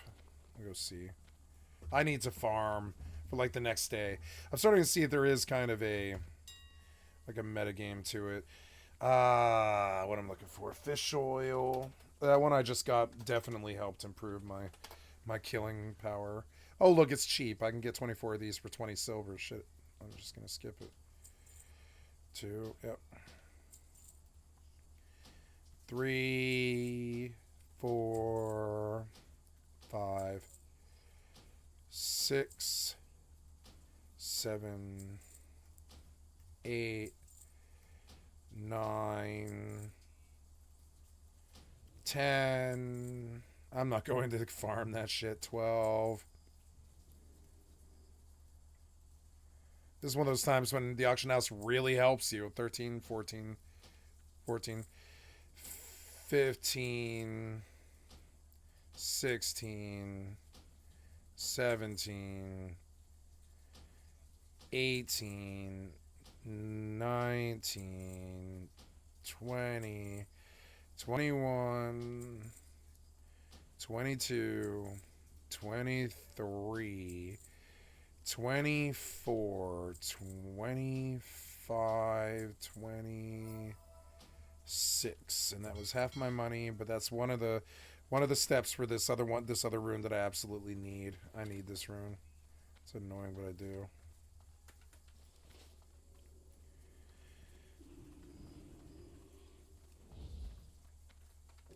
Oh yeah, Omen of Clarity is on X. Yeah, I like that actually. I love that sound. Bloop, bloop, bloop, bloop, bloop, bloop, bloop. Okay, we have metal cooking, but we're out of wood. I have to go out and get wood. So let's go do that before the sun sets. Go over and get some wood. Not too hard. Need to research that ladder and break those sewing kits because I can make ladders to get up and down all of these cliffs really easy. Cute. I got beat by that guy. I got hit by that guy. God damn it. Now I have to go back in and die. Oh well. I was starving anyways. He is so annoying.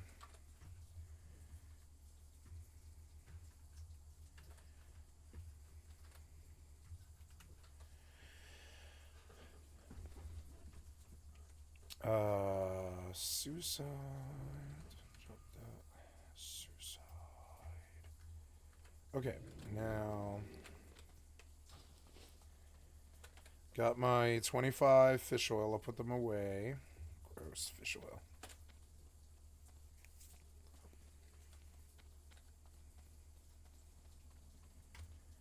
No one's ever stolen anything out of here. Not in the whole history of the whole history. Shut up, you. Okay.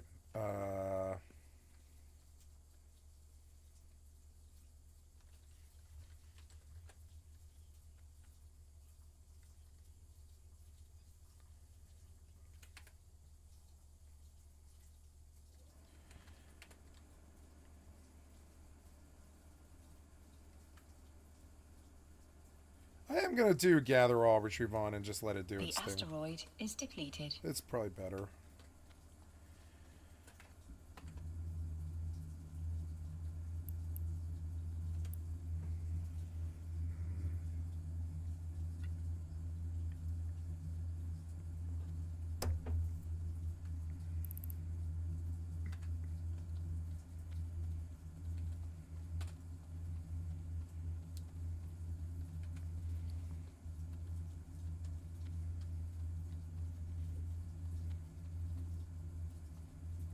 Welcome to my inn, weary traveler. What can I do for you?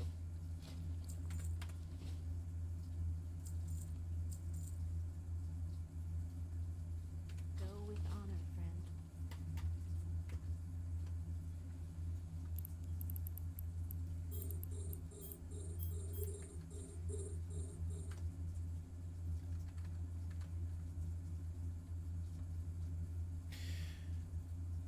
Linear, it's these moments that spring to mind.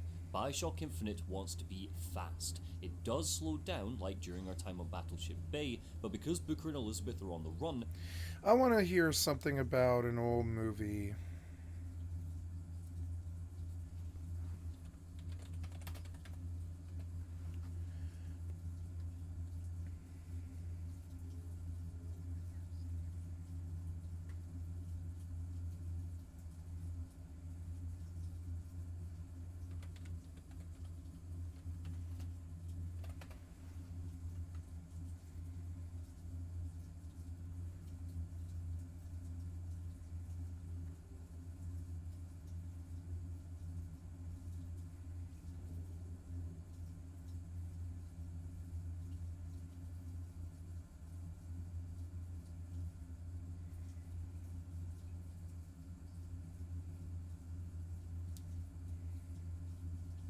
As an author, screenwriter, and director, his latest novel, Rising Sun, has created quite a storm of controversy. Michael is here to talk about that. He is well known because he is not only an author and an MD, but also a film director and a film screenwriter. This will clearly be made into a movie.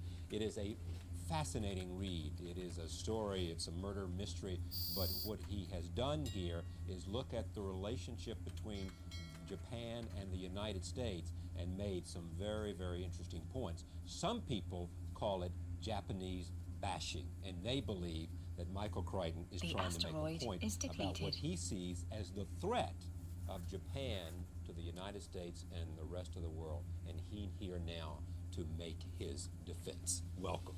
Thank you, Charlotte. Good to have you. Now tell me, it is, I mean, you object to the notion of Japan bashing. Very much, yeah.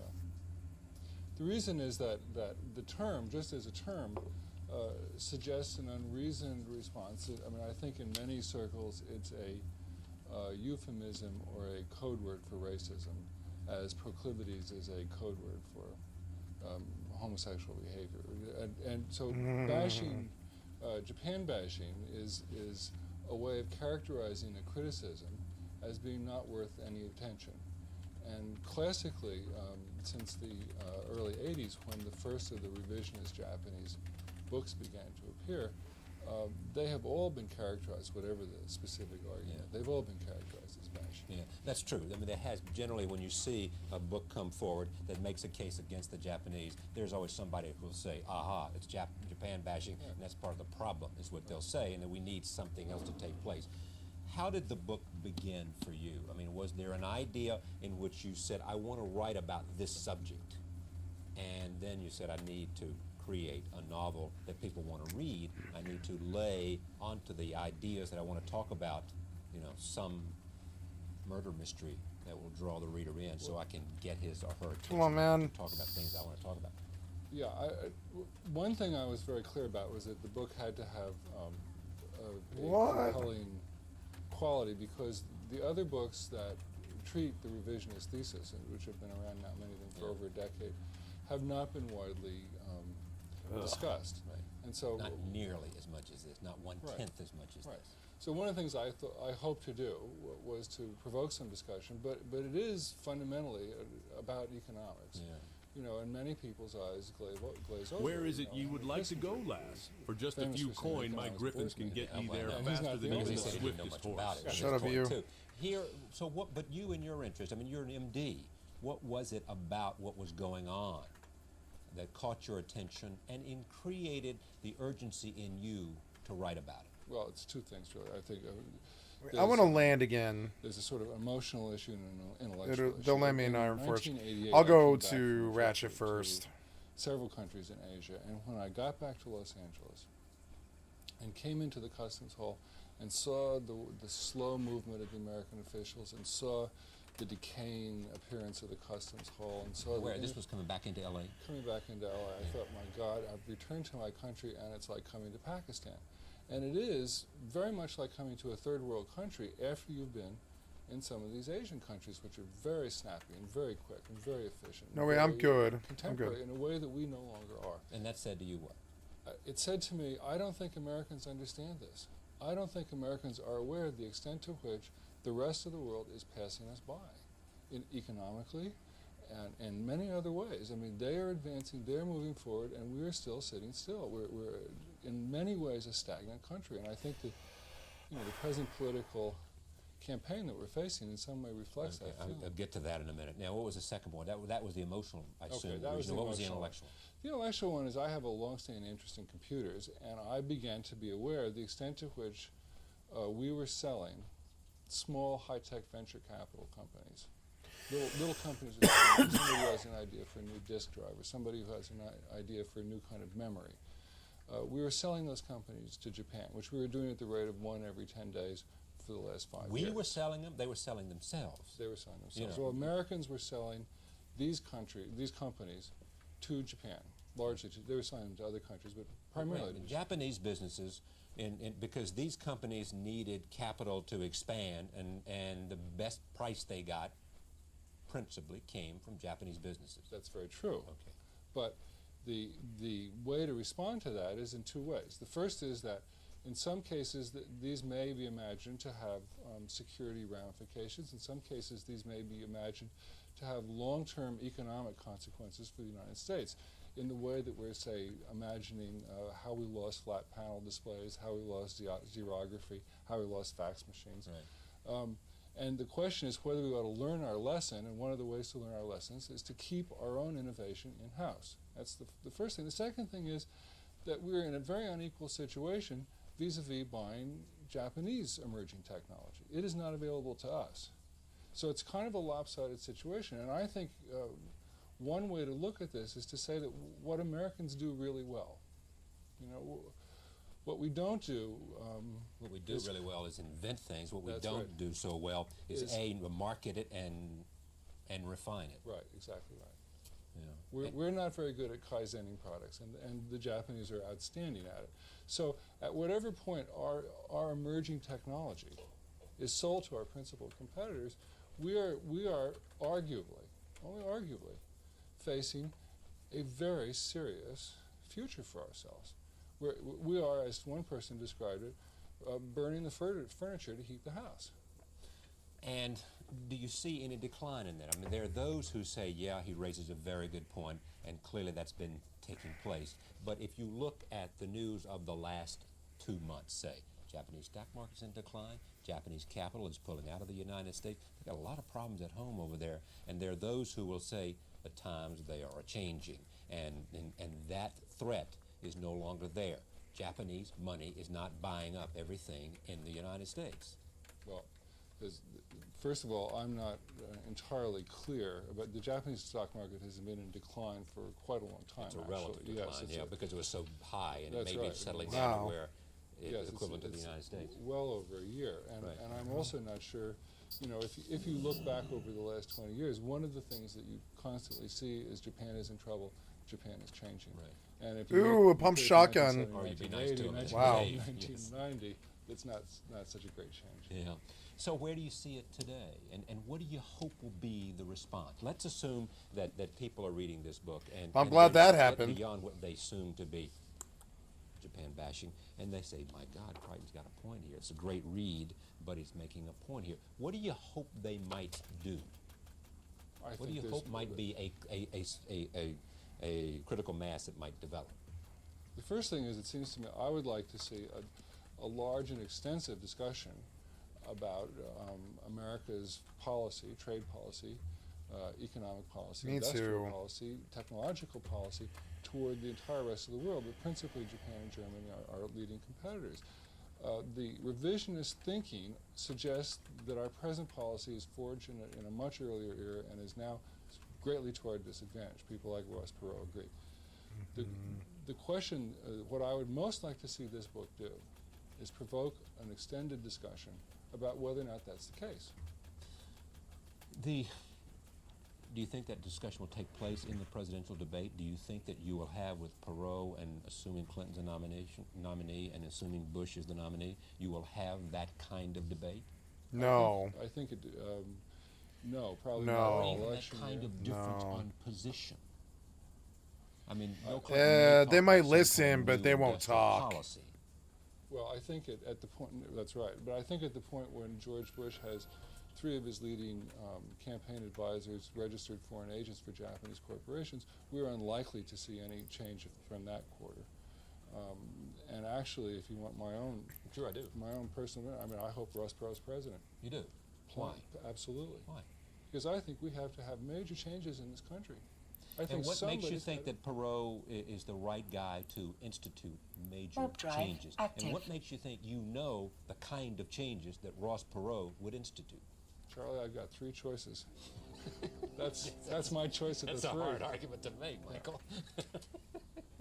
But you don't, I mean, tell the truth, you don't really know what Ross Perot would do. You just have some belief that he's a tough little... I don't know what... And he's got $2.5 billion. That's right. I don't know what Bill Clinton would do. I have a pretty good idea of what George Bush would do. You know, well, in that order, you actually know more about what Bush would do because you've got 4 years and always know before more that. about it in Yeah, and you know what Clinton would do because he's been governor and he's been articulating his positions and laying out policy positions. That's the kind of candidate he is. You know less about what Perot would do unless you can take a read about what kind of person he is. That's my proceeding, yes. Yeah, because you don't really know how he feels about trade, do we? Although, Double this is not- request This is accepted. not, what's his name down in Texas? There was a guy who went over to Japan and tried to buy into another Japanese company. What am I thinking about? The guy who was at Mesa Oil, you know. Yes. I can't remember. Yes. We'll think about it. I think one of the important things is Boone Pickens, Steve Boone Pickens. I mean, we have to acknowledge that the people who elected George Bush on the basis of no increase in taxes have been disappointed. And, you know, one of the formative experiences in my life was that Art Buchwald did a column about what would happen if Barry Goldwater was elected instead of Lyndon Johnson. And we would have had all these troops in Southeast Asia. And in fact, what you hope the president will do and what the president actually does is very loosely correlated. Lyndon Johnson was elected because of peace. That's right. Let me just stay with you for a second. What is it you want to most do? Do you want to write novels? Do you want to direct films? What do you want to do most of the time? Well, right now it seems to be a good time for me to write. Yeah. And You're writing something called Steam Thriller, right? Or you Yeah, have? I've finished it, yeah. Yeah. That's going to be a big film coming out about dinosaurs. What's the name of it? Jurassic Park. Yeah. When is that coming out? Well, they're going to start shooting in August, so Yeah. it'll be next summer. Yeah. Summer I, 2018. but are you happiest directing? I mean, is that, or are you happiest writing? No, I think I'm happiest writing because the directing is very entertaining, but it's also frustrating. I mean, it's a highly collaborative undertaking with lots of very talented and frequently infantile people.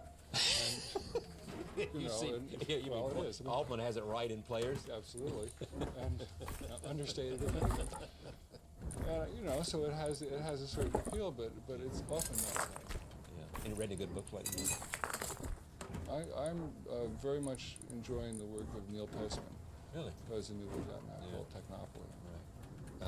It's a pleasure to meet you. It really is. I thank you for coming. I hope you'll come back. I know it's a long way from Los Angeles, but you get east occasionally.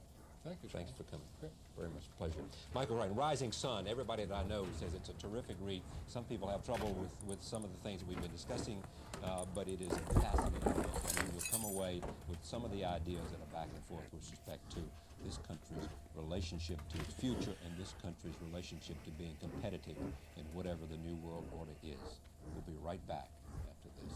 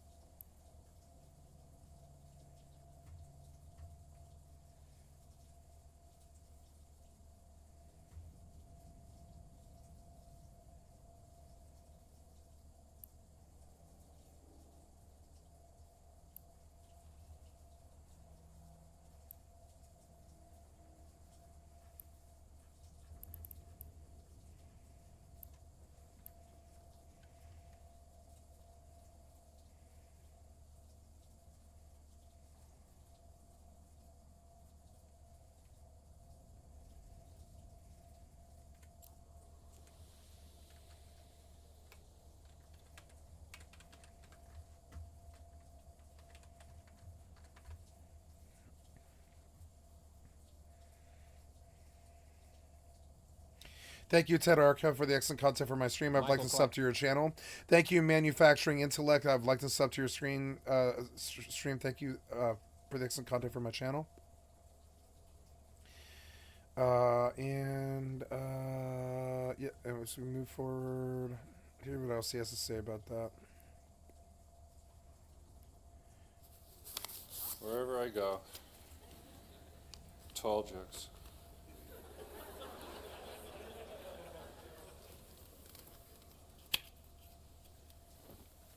Actually, once I was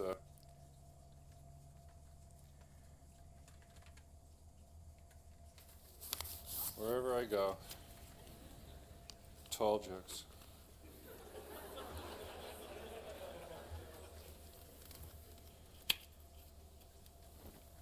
Actually, once I was I broke my leg in Hawaii, and I had to go all the way back to Los Angeles to have surgery in a wheelchair. And so going through all these airports in a wheelchair, I had this amazing experience of seeing what the world was like for everybody else.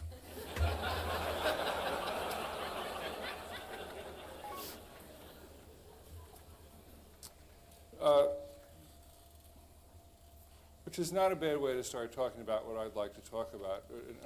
I'd really like to shift gears a little bit.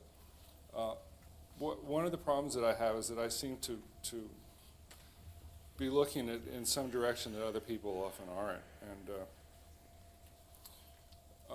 I've been an early advocate of all this kind of technology, however you lump it. You've heard some writers today who've talked about how they embraced their typewriters unto death. I actually was extremely eager to get rid of mine and went to word processors in the late 70s. I had a machine that typewriters suck. that I got from Olivetti because my first typewriter was an Olivetti, and it was an amazing thing. I think it was maybe even 48K of RAM. It had 10-inch floppies. Remember those things? Huge. You had to have a service contract for it because the guy that was constantly breaking them.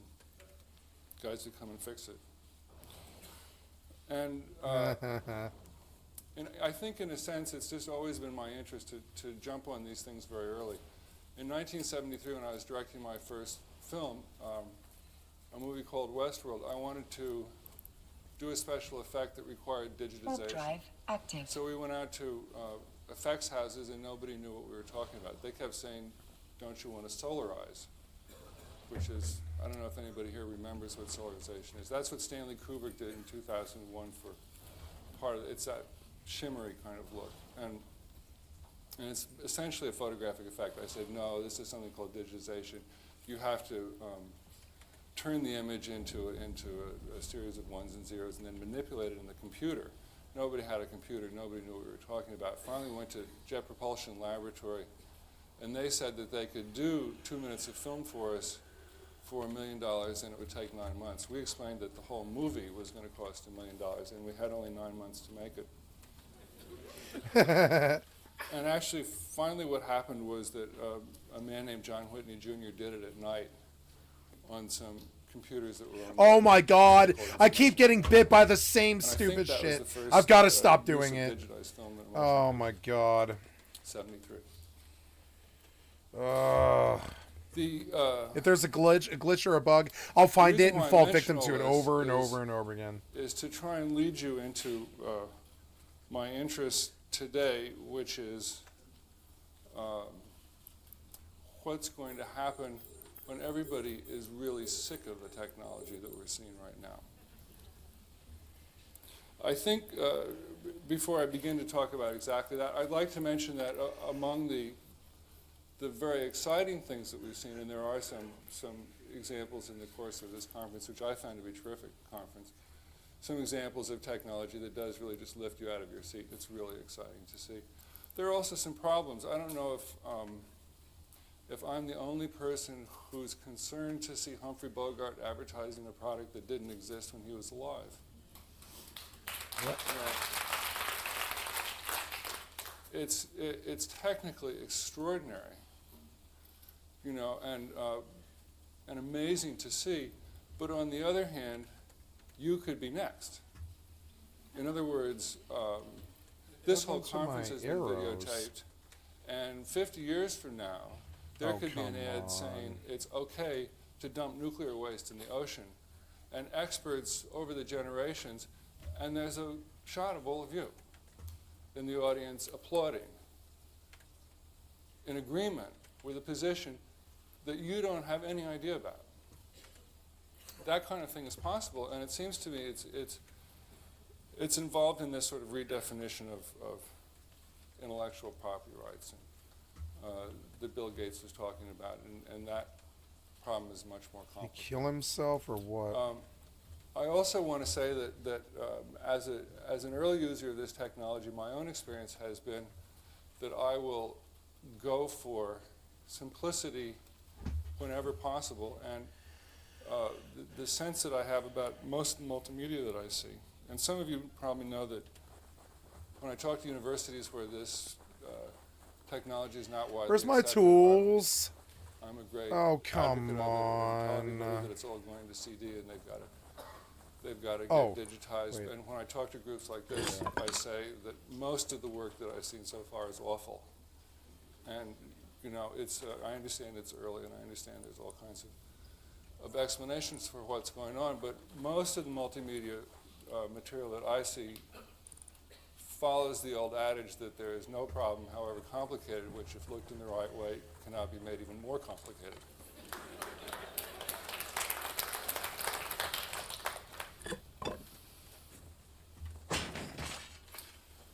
But what about all of this stuff? Nice, a revolver, I all could this use that. technology, all these screens. The experience that I have in my life, and I've sat in front of a screen now for about 15 years, all day, every day. And the experience that I have is that more and more people in the world are also doing that. Yep. And that the kind of everyday experience of technology, the pervasive sense of technology, the cellular phones, the smallness of those phones. I saw John Scully walking around talking on the phone, going up and down the stairs. And it made me think, actually, of what life would have been like for Einstein if he'd had a cellular phone. You know, Al, what time are you coming home for dinner? Al, listen, we've moved the faculty meeting to Friday. Al, I wonder if you can I mean, he'd never get anything done.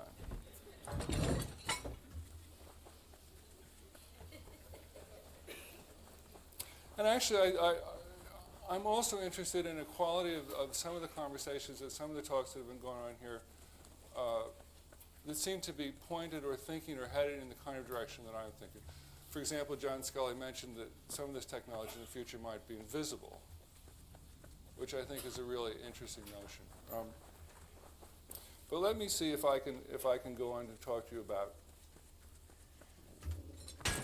the kinds of sort of feelings that I have about 10 or 20 years down the line. And I guess the easiest way to talk about this is, and some of you may have had this experience of going to Disneyland, and Disneyland is fabulous when you get there.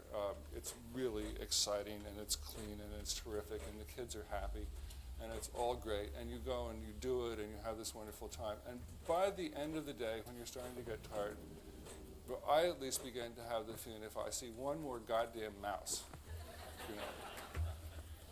And almost everything about the experience that was great, the controlled quality of it, the cutesiness of it, everything begins to give me a sort of mouse nausea that I think may be a quality of this technology in general. I mean, I think what I'd like to suggest to you is that there may soon be a time when lots of people, including lots of you, will attempt to escape it. Is this thing working? It works, but it's not in focus. Actually, things that are not in focus are in some ways more interesting. This is, as some of you may know, the Crystal Palace, which was built for the Great Exhibition of 1851, a high point of the Victorian period. It was designed by a gardener, Joseph Paxton, and solved a major technological problem of its day. England was going to have this exhibition. They could not build an enormous structure to house it out of conventional materials. It was not possible to make enough brick at the time to build a large building. Even if they had the brick, the feeling was the building would be so heavy it would fall into the ground.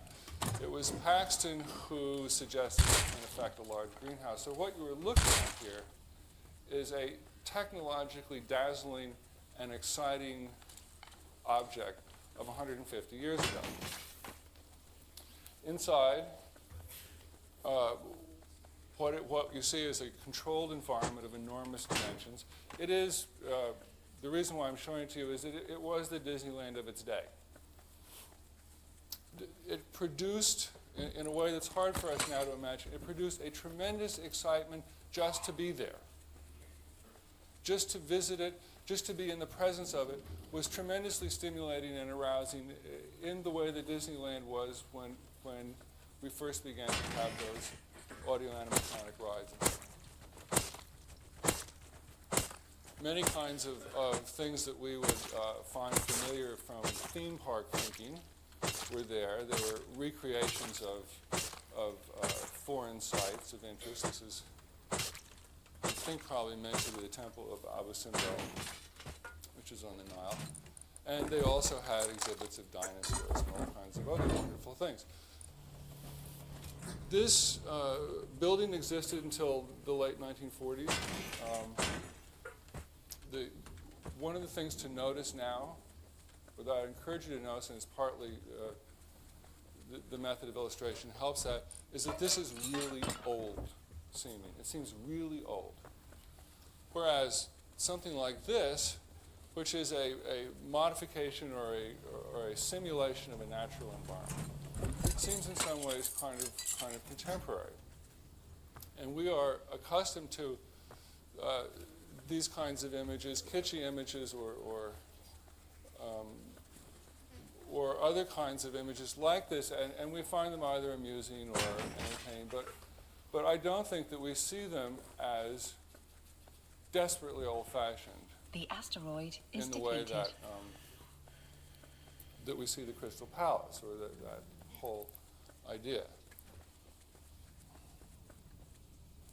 We, in fact, build resorts, which is, and what I want to talk about now for the remainder of this time, is 2 hotels that are within about 15 miles of each other on the Kona coast of Hawaii. One is the Hyatt Maui. Waikoloa, Yep. which was built, Canopoli. I think, in the last 5 years. And like most Hyatts, has this sort of Disneyland Yep. quality that has been very, very popular in recent years. And the other is a hotel called the Kona Village, which is much older. Canopoli Village, Has a Weston. different rationale. I worked at it. Yeah. Here is a sort of waterfall that you can walk, underneath and have a sort of Peter Pan fairy tale experience. The waterfall connects to a recreational area, and in turn is related to an enormous hotel complex of sort of Egyptian gigantic dimensions. There's one of the major attractions is that there are dolphins that people can play with, so that the idea of natural elements being tamed and brought into the service of the hotel guests. These are not Pacific dolphins, they're Atlantic dolphins. They're imported dolphins brought to Hawaii to be entertainers. And they work on a schedule, they do shows, and actually they're at some risk. They die with some frequency, but that's not generally discussed. The hotel itself is designed from the very beginning to look inward, to be focused on itself, and to, in a way that's analogous to the Crystal Palace, to create an environment which is self-sustaining, self-sufficient, and entirely man-made. This is the beach. If we can focus that, we don't need to focus it. You can see the point about it. There isn't any beach, but even if there were, there's no attention directed toward it. There's no focus in the direction of the ocean. Everything is turned inward to the man-made environment. Focus, focus.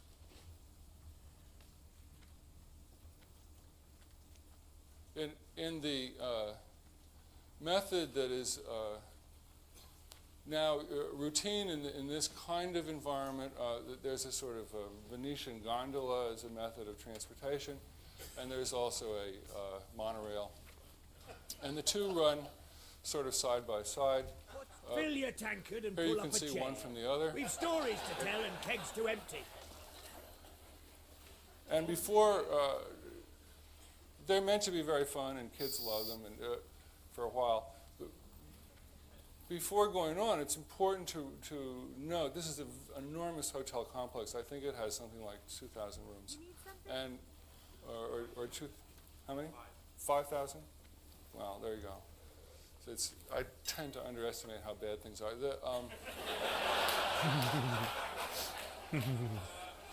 One of the things that this delightfully conceals is that you must commute from your room to the beach, and this is actually how you do it.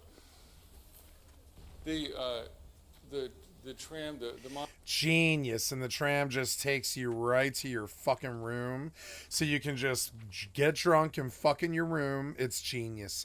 You can get drunk and do lines and fuck in your room, and watch like a movie with the kids, and then you want to go down to the beach at about 11 o'clock, and the tram picks you up at your fucking veranda, and you don't even have to walk to the fucking beach. It's genius. It's so lazy. Here I am using my legs like a sucker. We'll take you right up to the shopping area. And the reason why this picture exists, I'm sorry it's so dark, but it's the lobby. Let's focus. The reason why I've included this picture is that, I probably need that neat little laser pointer. Well, why don't I just use my hand? There's some natural environment up here. This is a mountain. So what happens is the people at no, I don't need any more, thanks. people at great expense go to Hawaii and then block it out. Yep. This shows you the sort of monumental and human scale, which is very impressive. I love big, gigantic, luxurious hotels. It's actually an appreciation of mine. The Wildhammer dwarves might have fast steeds. There's but nothing can those as airy pink romantic. griffins stand the heat of the Great Forge? I think not. Shut up, you. I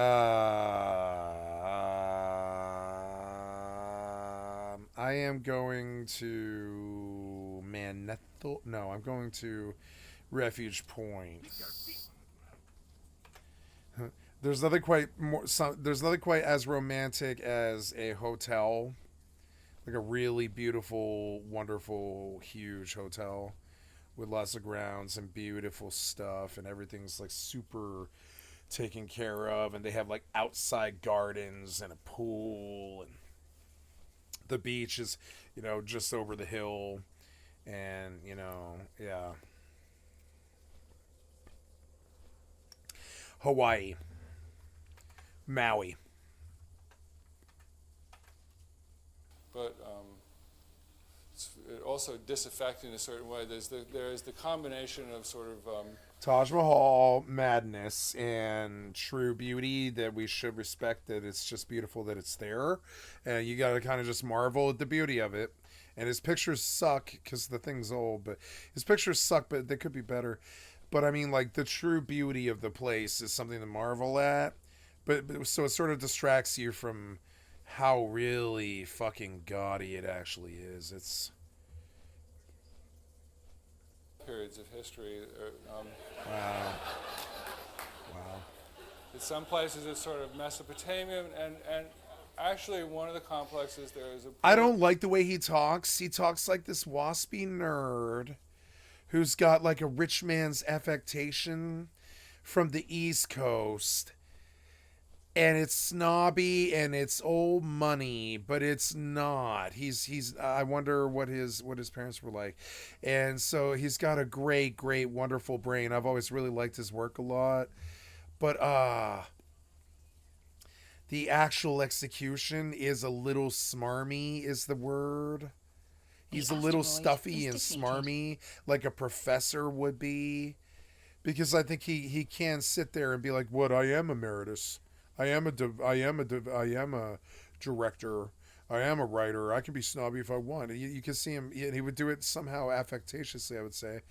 But I mean, and it's weird because all of that, what I see when I see that, is a man who seems eager to impress the rich, which always sort of makes me nervous. It's like the circles that he wants to run in, that he literally conquered 3 genres, to do.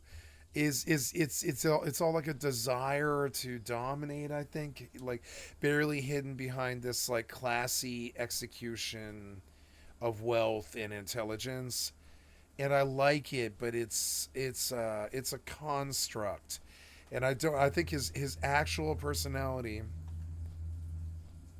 is a lot different from this. I think he's got his professor mode that he's in right now, and what I want from him is maybe his drunken intellectual, maybe, or something like that. I want to hear what his real personality is, because he's hiding behind this fucking facade of, like, nouveau. I would say it is nouveau riche. It's nouveau riche, or he wouldn't come across as smarmy. He's nouveau riche, so he's smarmy. And I guess, being born with the silver spoon in my mouth, it's like, that's okay. It's not a good thing. It's not something to brag about or whatever. I just, like, it's a little annoying to me when, like, so I can see it, and I look for sometimes for other people to agree with me, and I realize that they won't because they didn't have the same background as me. But when I was young, when I was a child, I did grow up with a silver spoon in my mouth. We grew up in a mansion, and we had like 5 cars, and we owned a business, and like I played with all the kids who worked for my mother. So the kids, not the kids of the employees who worked for my mother. Excuse me, not my kids who worked for my mother. and it was like a personal fiefdom that she built, and like and then so when you come up around it naturally, there's nothing quite that bothers you more. So we lost our money when I was like 12 or so, but like when you go back to being normal and you come down from that cloud and you don't have the money to solve your problems anymore, and you got to live in Motel 6s instead of hotels, and you've got to you got to travel a lot and look for a new home and that kind of thing a lot of the time, and you're poor kind of. Like, something you learn is that the men who are doing an affectation to appeal to the rich are often, like, they're not bad people, but they're often, I would say, disingenuous is a word I guess I would use. And he doesn't strike me as disingenuous. He strikes me as affecting a snobby East Coast mentality, and slightly judgmental too. And the asteroid is depleted. I don't like it when they build that construct into their personality, because you don't really come by that naturally. It's something that happens when you're nouveau riche, which means that you are you are making affectations and being snooty. And he strikes me as very, very, very snooty in his personality. I came looking for it, but I didn't know. Because, like, I was kind of wondered. I was like, there's kind of a sort of a stuck-up white guy here. But there's also, like, a truly, really good mind at work. And, you know, and I wondered if Rising Sun might be racist. And I kept thinking about it a lot. I was like, for some reason, Rising Sun's been on my mind a lot. Bird, which is a bird from Africa that is sort of stranded, a very pretty bird. But it's stranded in Hawaii there. And this is the lobby, which is dramatic and tremendous and symmetrical and entirely man-made. In contrast, this is the entrance to the Kona Village. Yeah, Kona Town. Yeah, it's beautiful. Canoply. Is this because some of you have been there? Ah. Yes. Oh, good. So I'm preaching the converted. Okay. Yeah. Michael, how many people put up their hands? I don't know, a fair number, more than I would thought. Fair number. More as we wait, more and more hands are going up. And from the entrance, this gives you a good sense of what the hotel is like in terms of the architecture that it presents and the various barriers that it interposes between you and the ocean. This is a high view. It shows, first of all, it's not a very large complex. Second of all, that everything is on the ground. There are no elevators. There are no heights. And third, that it's entirely focused on the natural environment. The asteroid is depleted. It's oriented toward the beach and toward the water. We go for a long walk tomorrow. They're very simple. They're huts with thatched roofs done in a way that's suggestive of various Polynesian styles, all on the ground. There's a little lagoon, which is actually artificial, but it's designed in a way. When he speaks, it annoys me. Still, it's artificial. And I came looking to see how he sounded. You know who he reminds me of is is it Douglas Adams, the guy who did Dogbert? Or no, what is it? Dilbert. And I like Dilbert a lot, and I like that guy. Douglas Adams, I think his name is, or something close to that, I think. I like that guy, but he's it's weird. It's a middle-class man who works their way into astronomical money and are truly wonderful, men. But they've got this snobby upper middle class affectation of nouveau riche, and they're trying to appeal to the intellectual side of things, and they're looking to appeal to the professors of the world, kind of like Dogbert and stuff, like Dilbert, right? And stuff for nerds. And the more stuffy they are, the more it bothers me a bit, and the personality kind of like is like, oh, now this guy didn't fuck with me, but I kind of want to fuck with him. What he's doing here. Yeah, I have to kill these things. It sucks too. Are you gonna fuck with me? Maybe I should see if he turns around. It seems like he wants this, but he's scared of me or something. Let's go see. Better go take that quest. I see bodies here. What's he shooting at?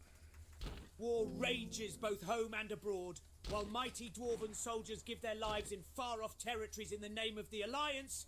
Our own lands fall prey to the evil deeds of the Dark Iron Dwarves. They laid waste to the Thandol span. Dunmoder fell soon after. We need you to gather force and push the front back. If you can kill 15 Dark Iron Dwarves, 5 tunnelers, 5 saboteurs, and 5 demolitionists, the reserve might arrive in time to finish the drive. Now make haste.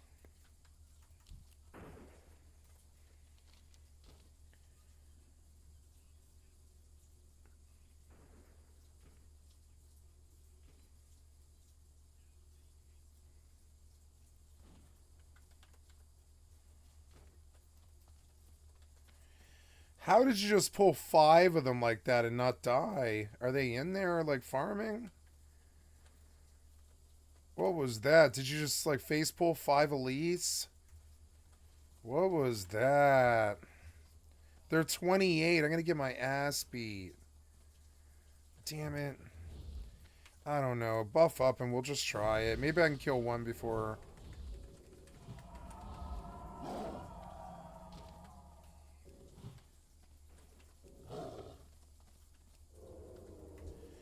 Eh.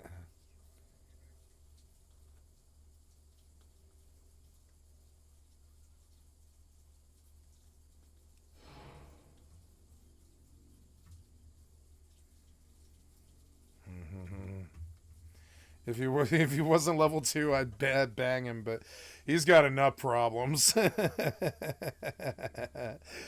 He knew it. He knew I wasn't that heartless. I wasn't that heartless. I couldn't do it. I was like, I'm sorry, I can't do it. And he was like, I get it. The size of that is fairly big. It's like the target thing.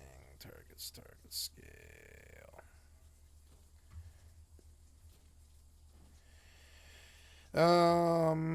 Yeah. Okay. So I could try to solo this, but the likelihood is kind of low. The damage is going to be high mainly, but we'll see how this goes.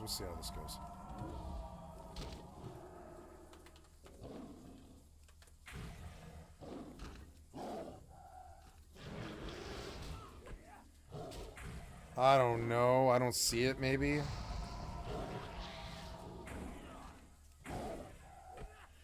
I'm getting some procs and stuff. The hot seems to work pretty well.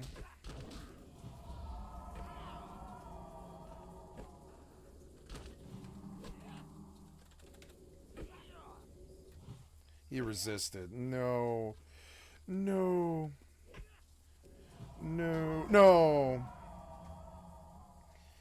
Yeah, that's significantly harder than I thought it might be. That sucks.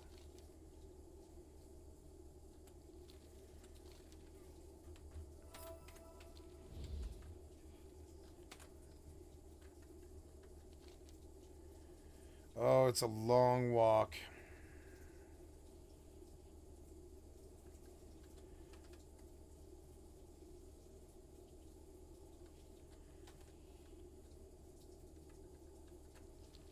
The asteroid is depleted. I don't know.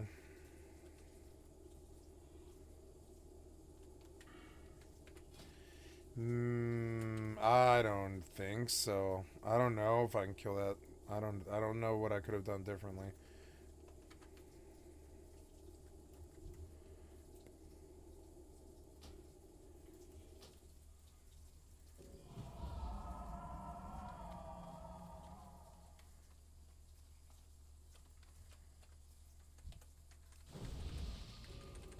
I again did not buy water. Oh my god.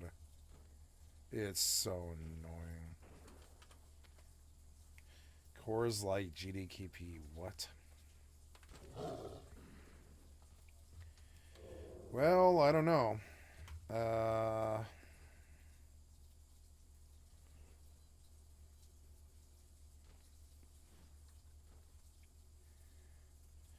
Light Bloom, maybe?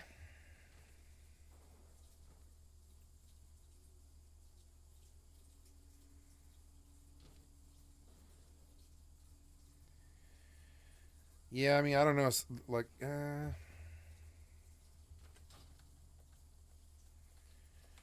let's try again.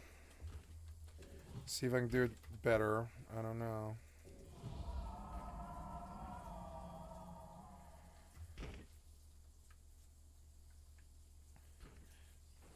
Maybe with a different rune. No, I want Wild Strike. So, yeah, I definitely want to wait for...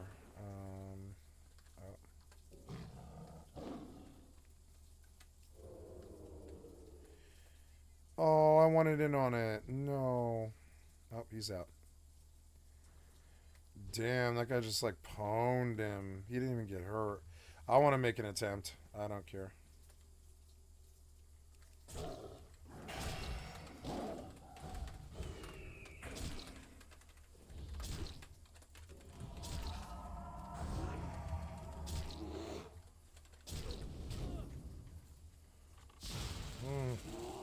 Oh my god.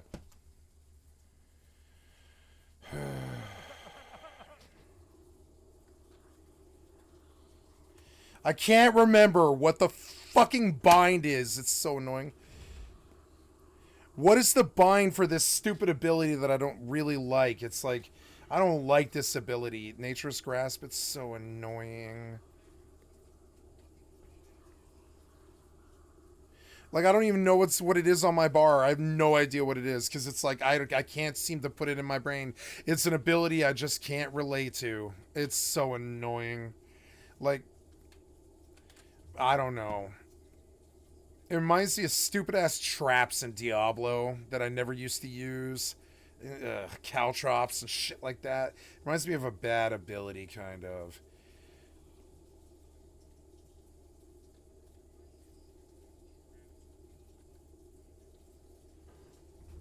My rogue is a lot better than this feral, I think.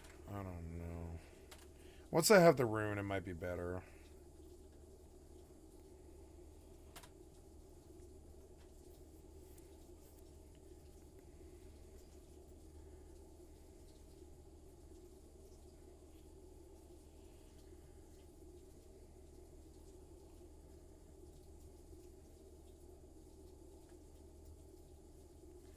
What is the entangling? I can't remember.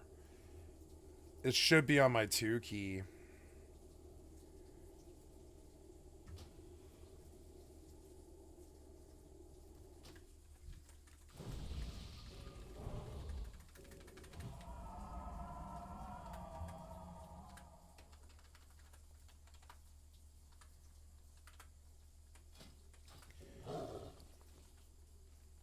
So, okay, like... See, that's no good.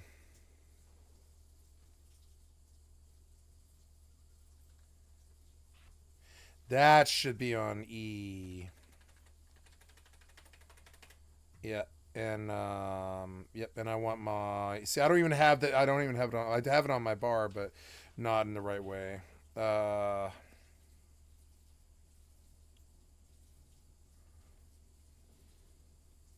The asteroid is depleted.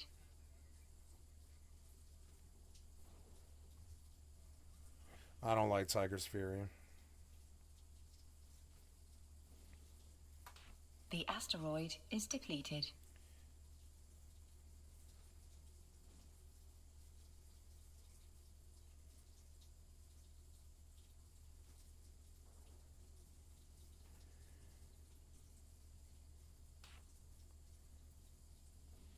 No, I know what I'll do. I don't want to use entangling roots anymore. I want to use Nature's Grasp. Yep. And then...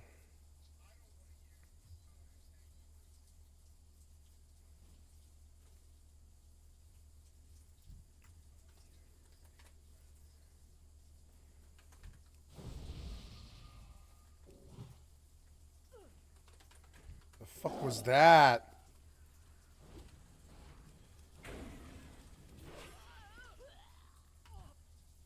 What was that?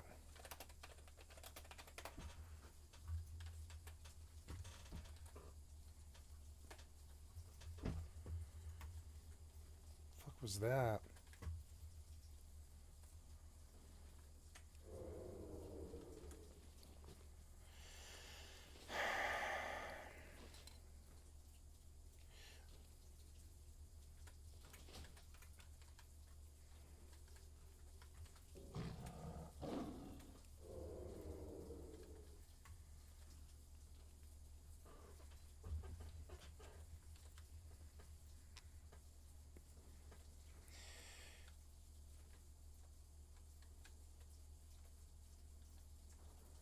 No, see, that's not right. That's not right. It's got to be something better. There, that's better.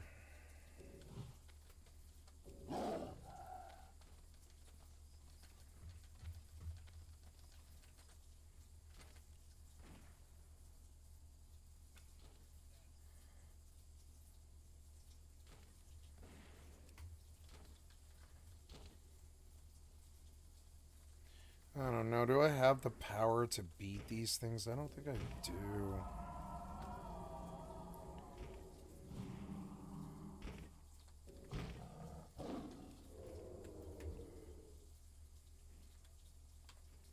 It didn't work, did it?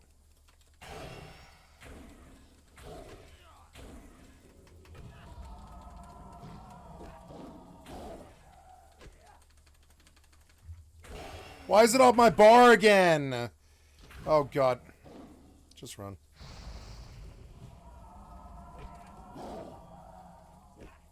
And die again.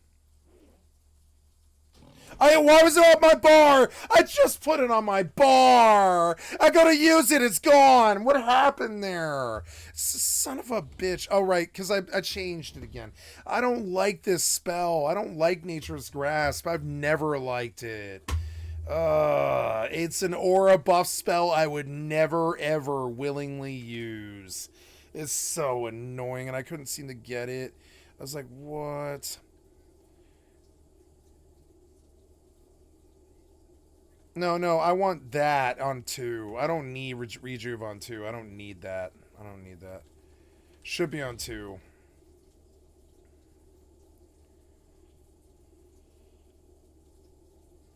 Fairy Fire doesn't need to be on 3. Omen needs to be on 2. Right? Or, well, not, yeah, 3. Omen should be on 3. Hibernate is 4. I could open up with Hibernate, right? And that's how I'll kill hunters. I'll open out of stealth with Hibernate, and then I'll wipe the hunter. It's all technical, and I don't know Druid. Rogue, I like Rogue. It's a lot more mindless and a lot more fun, I think. Might have to go Alliance Rogue, maybe.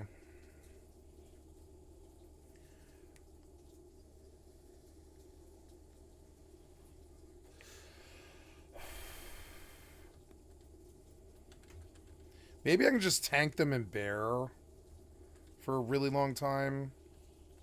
I don't know. I am feral. Let's see.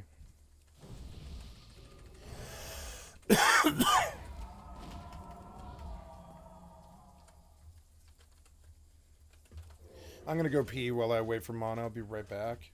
Run this video here. Yeah, his voice annoys me, though. I want to hear something else.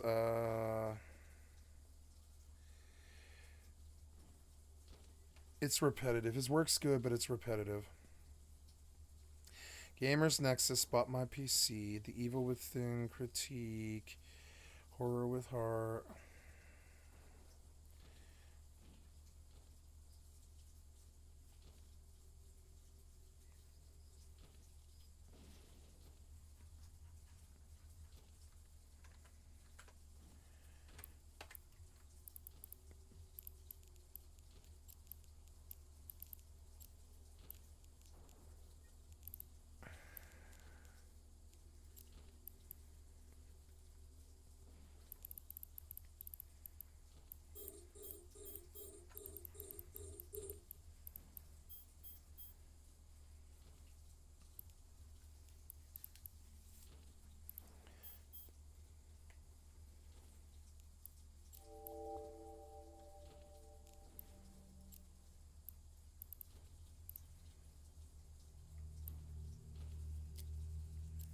Wait, these cipher books? Oh, no, no, no.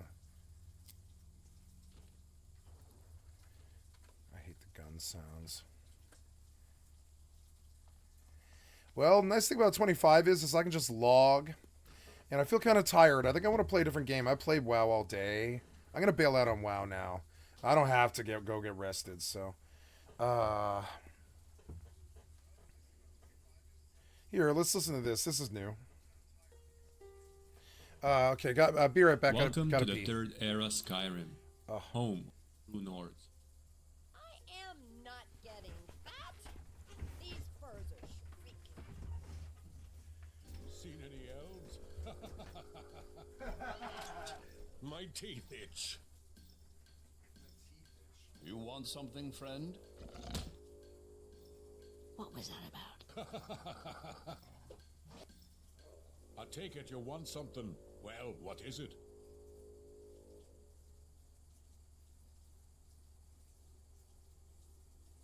For those unaware, Skyrim Home of the Nords is an ongoing modding project with the goal of adding the province of Skyrim on Morrowind's engine. And if that sounds like something you might be interested in, you're in the right place. For today, we are going to have a closer look at a mod that, in my humble opinion, stands side by side with Tamriel Rebuilt. This video will serve only as an introduction, sort of a general overview. We won't go deep into analyzing particular quests or locations, as my plan is to have a whole series of lore videos set in Skyrim, similar to my Tamriel Rebuilt focused videos. And before we begin, there are a couple of things worth noting. Firstly, current playable landmass is limited only to a portion of Skyrim's western region, the Reach. There is an upcoming... Why would you do the Skyrim in the Morrowind engine? Okay. Update that will see the completion of the entire Reach, which I hope comes this year. So at the moment, playable area is relatively small since it's only a part of a single hold, especially compared to, let's say, Tamriel Rebuild's map, which is already about halfway done. However, as we're gonna see, even with such a limited area, there's a ton of content and a lot to talk about. Plus, it gives us an insight into the future of this mod. And secondly, I'm in no way affiliated with the Project Tamriel or any other modding team. I don't have any inside information, and everything I'm about to talk about comes from me simply playing the mod. So this will be my honest, subjective opinion, and nothing more and nothing less. With that said, my name is Alec, and thank you for watching. Warp drive active. So he's talking about... Oh, thank you, Borean Knight, for the excellent content for my stream. I'd like to sub to your channel. Let's give a little background on the Project Tamriel.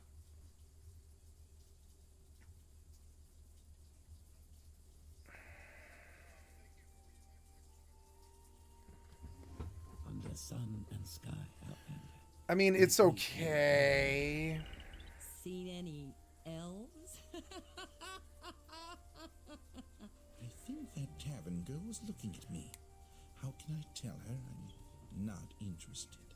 Oh, not again. How can I tell her I'm not interested? I think that tavern girl's looking at me. How do I tell her I'm not interested? It's like a fucking high elf. Fucking elf gay joke. Come on. It's kind of sexist. It's almost homophobic. It's like, fucking old Bethesda had like no limit. How do I tell that tavern girl who keeps looking at me that I'm not interested? Send her back. Oh, God. You risk your neck for me. That was genuinely funny.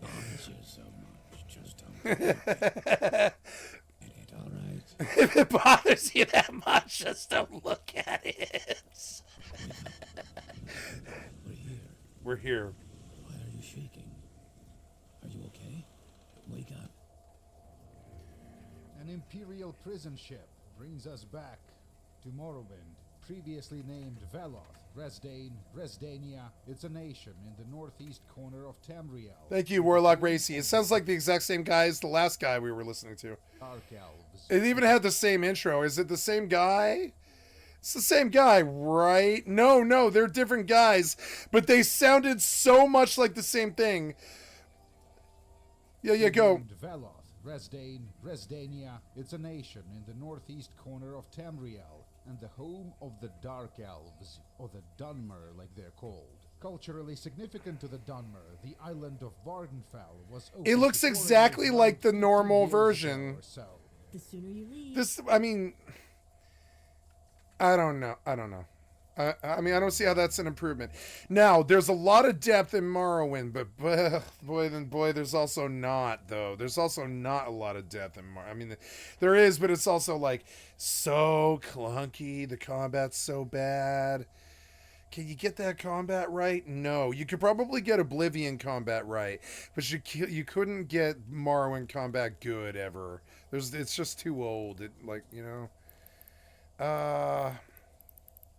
How are we doing now? Yeah, I guess I'll go out there with the salvage ship just to go do it and see what kind of money I pull. I'm curious. Let's go see what the numbers are, right? I'm Doc. I want to fire up. I'm done with main games like WoW I'm not done with main games. I'm done doubling 2 main games because Rust is a main and so is WoW, and they really drain on you. Doing 3 mains is killer. It's like really hard. 2 mains is pretty hard, and one suffers. Like, I was just dying in WoW, so I was like, yeah, I don't know. I'd rather go play like Fallout 76, change my title and just go have fun. I'm tired. It's towards the end of the night here. I mean, I could just end the stream here, frankly. I am tired, and I intend to walk for 2 hours tomorrow. So, I don't know, 11 o'clock, huh? Let's do the daily. I'll switch up and I'll see how long I can go. I might go for like a little longer today. I don't really see why not. So doing Fallout 76. EVE Online. I want to just cancel and I want to change it. I'm gonna do Fallout, Rust Soccer Zombies, and EVE. Oops. Oh, you didn't have it, huh?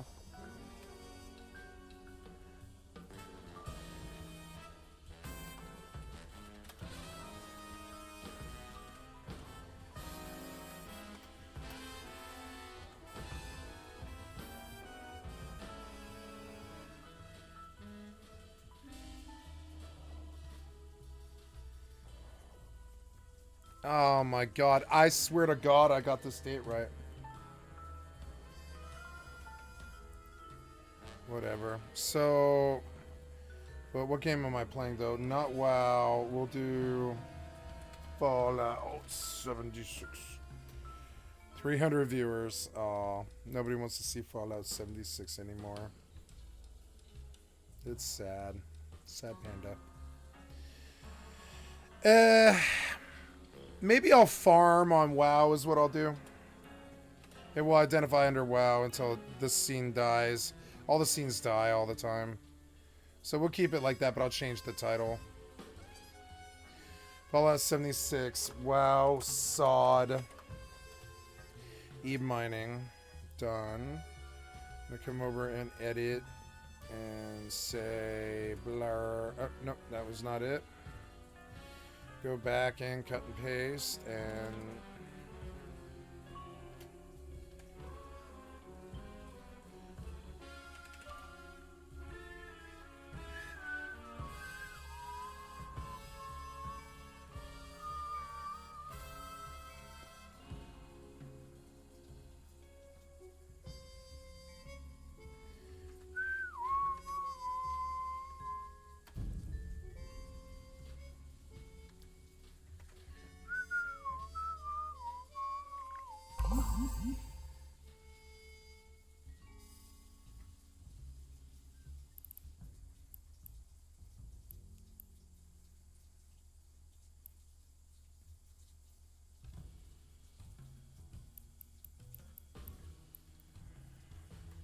Uh...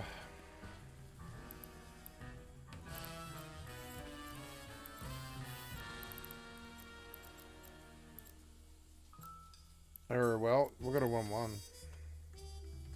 Warp drive active.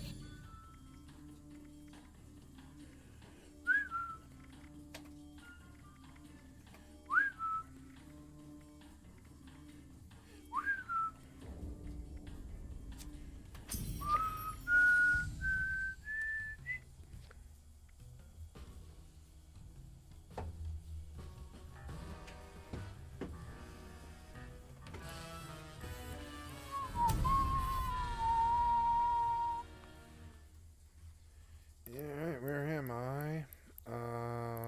I don't see any wrecks anymore. Oh, yes, I do. They're just over there.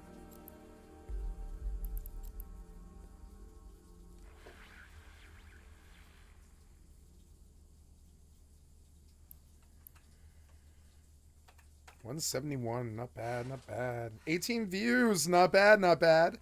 40 minutes, not bad. I'm doing better, doing better.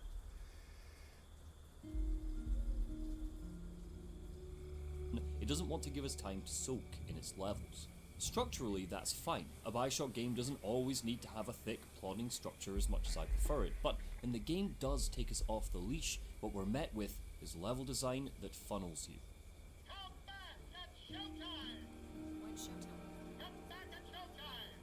Come back at showtime. Bioshock 1 and to a lesser extent Bioshock 2 pitched their levels as districts in an amusement park.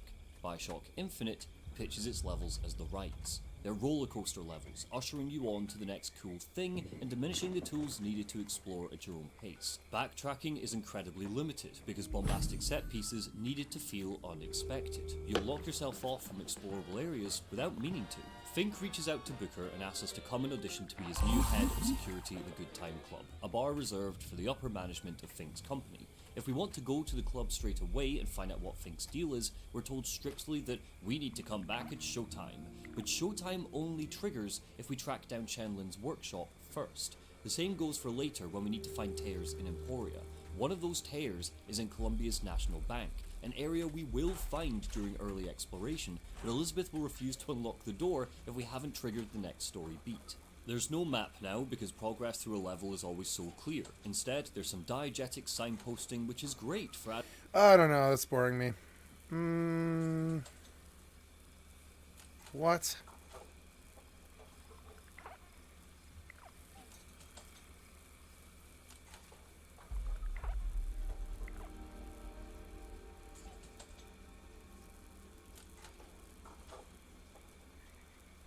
Quantum Break.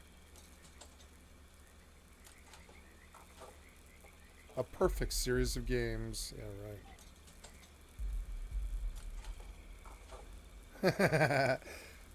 Oh.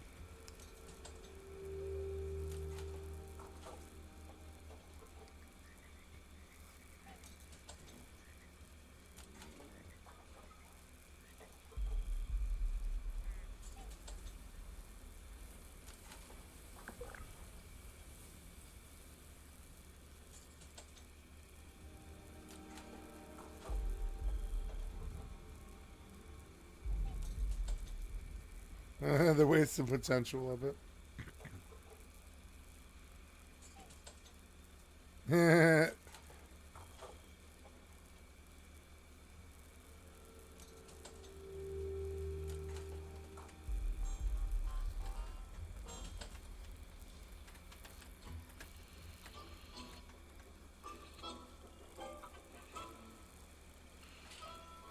The walking simulator segments.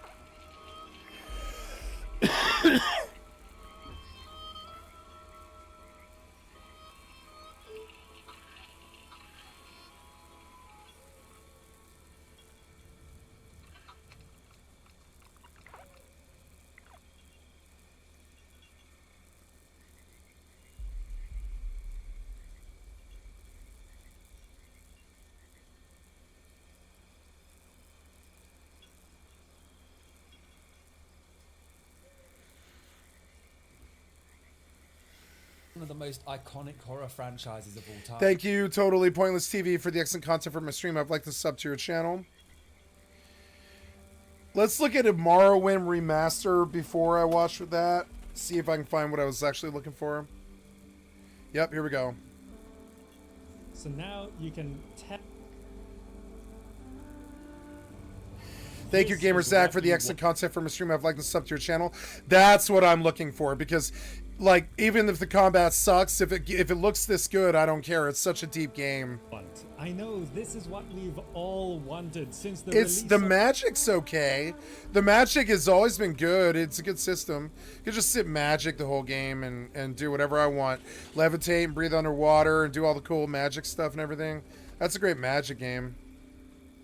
The melee is really, really fundamentally weak. And the range is, I mean, it's fine. It's a bow. It hits, I guess. You could say it hits. But it's janky. Fucking jank-ass jank. That's a jank-ass jank game. of Morrowind so many decades ago.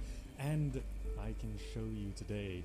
All of this, what you're seeing right now, is how things look in-game for me right now. That's right, with just under 40 mods, we can make Morrowind look like this. And I'm gonna tell you how. With a mod list, you can check that down below. And yes, we are using OpenMW for this. It's absolutely breathtaking how good Morrowind can look. And yeah, it's not gonna be like a next-gen game, but it can look awfully beautiful. You want this. It looks I know you want good, but this. no, I lie to don't. me. No, I don't, because the combat's garbage. I'm barking up the wrong tree. 20th anniversary edition.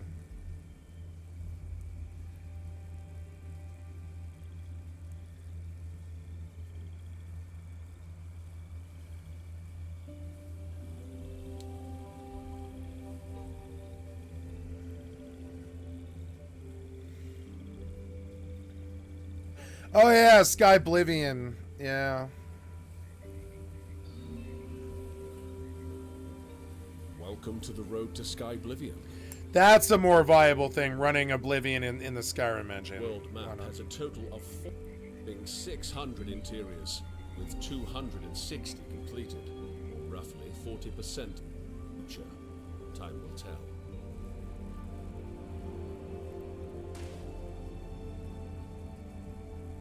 Cyrodiil would never truly immerse the player without Oblivion's iconic music. We are proud to announce that all original tracks have been retained and supplemented with 17 new tracks. Each of the 9 regions has a unique new track, complemented by 3 new dungeon exploration themes.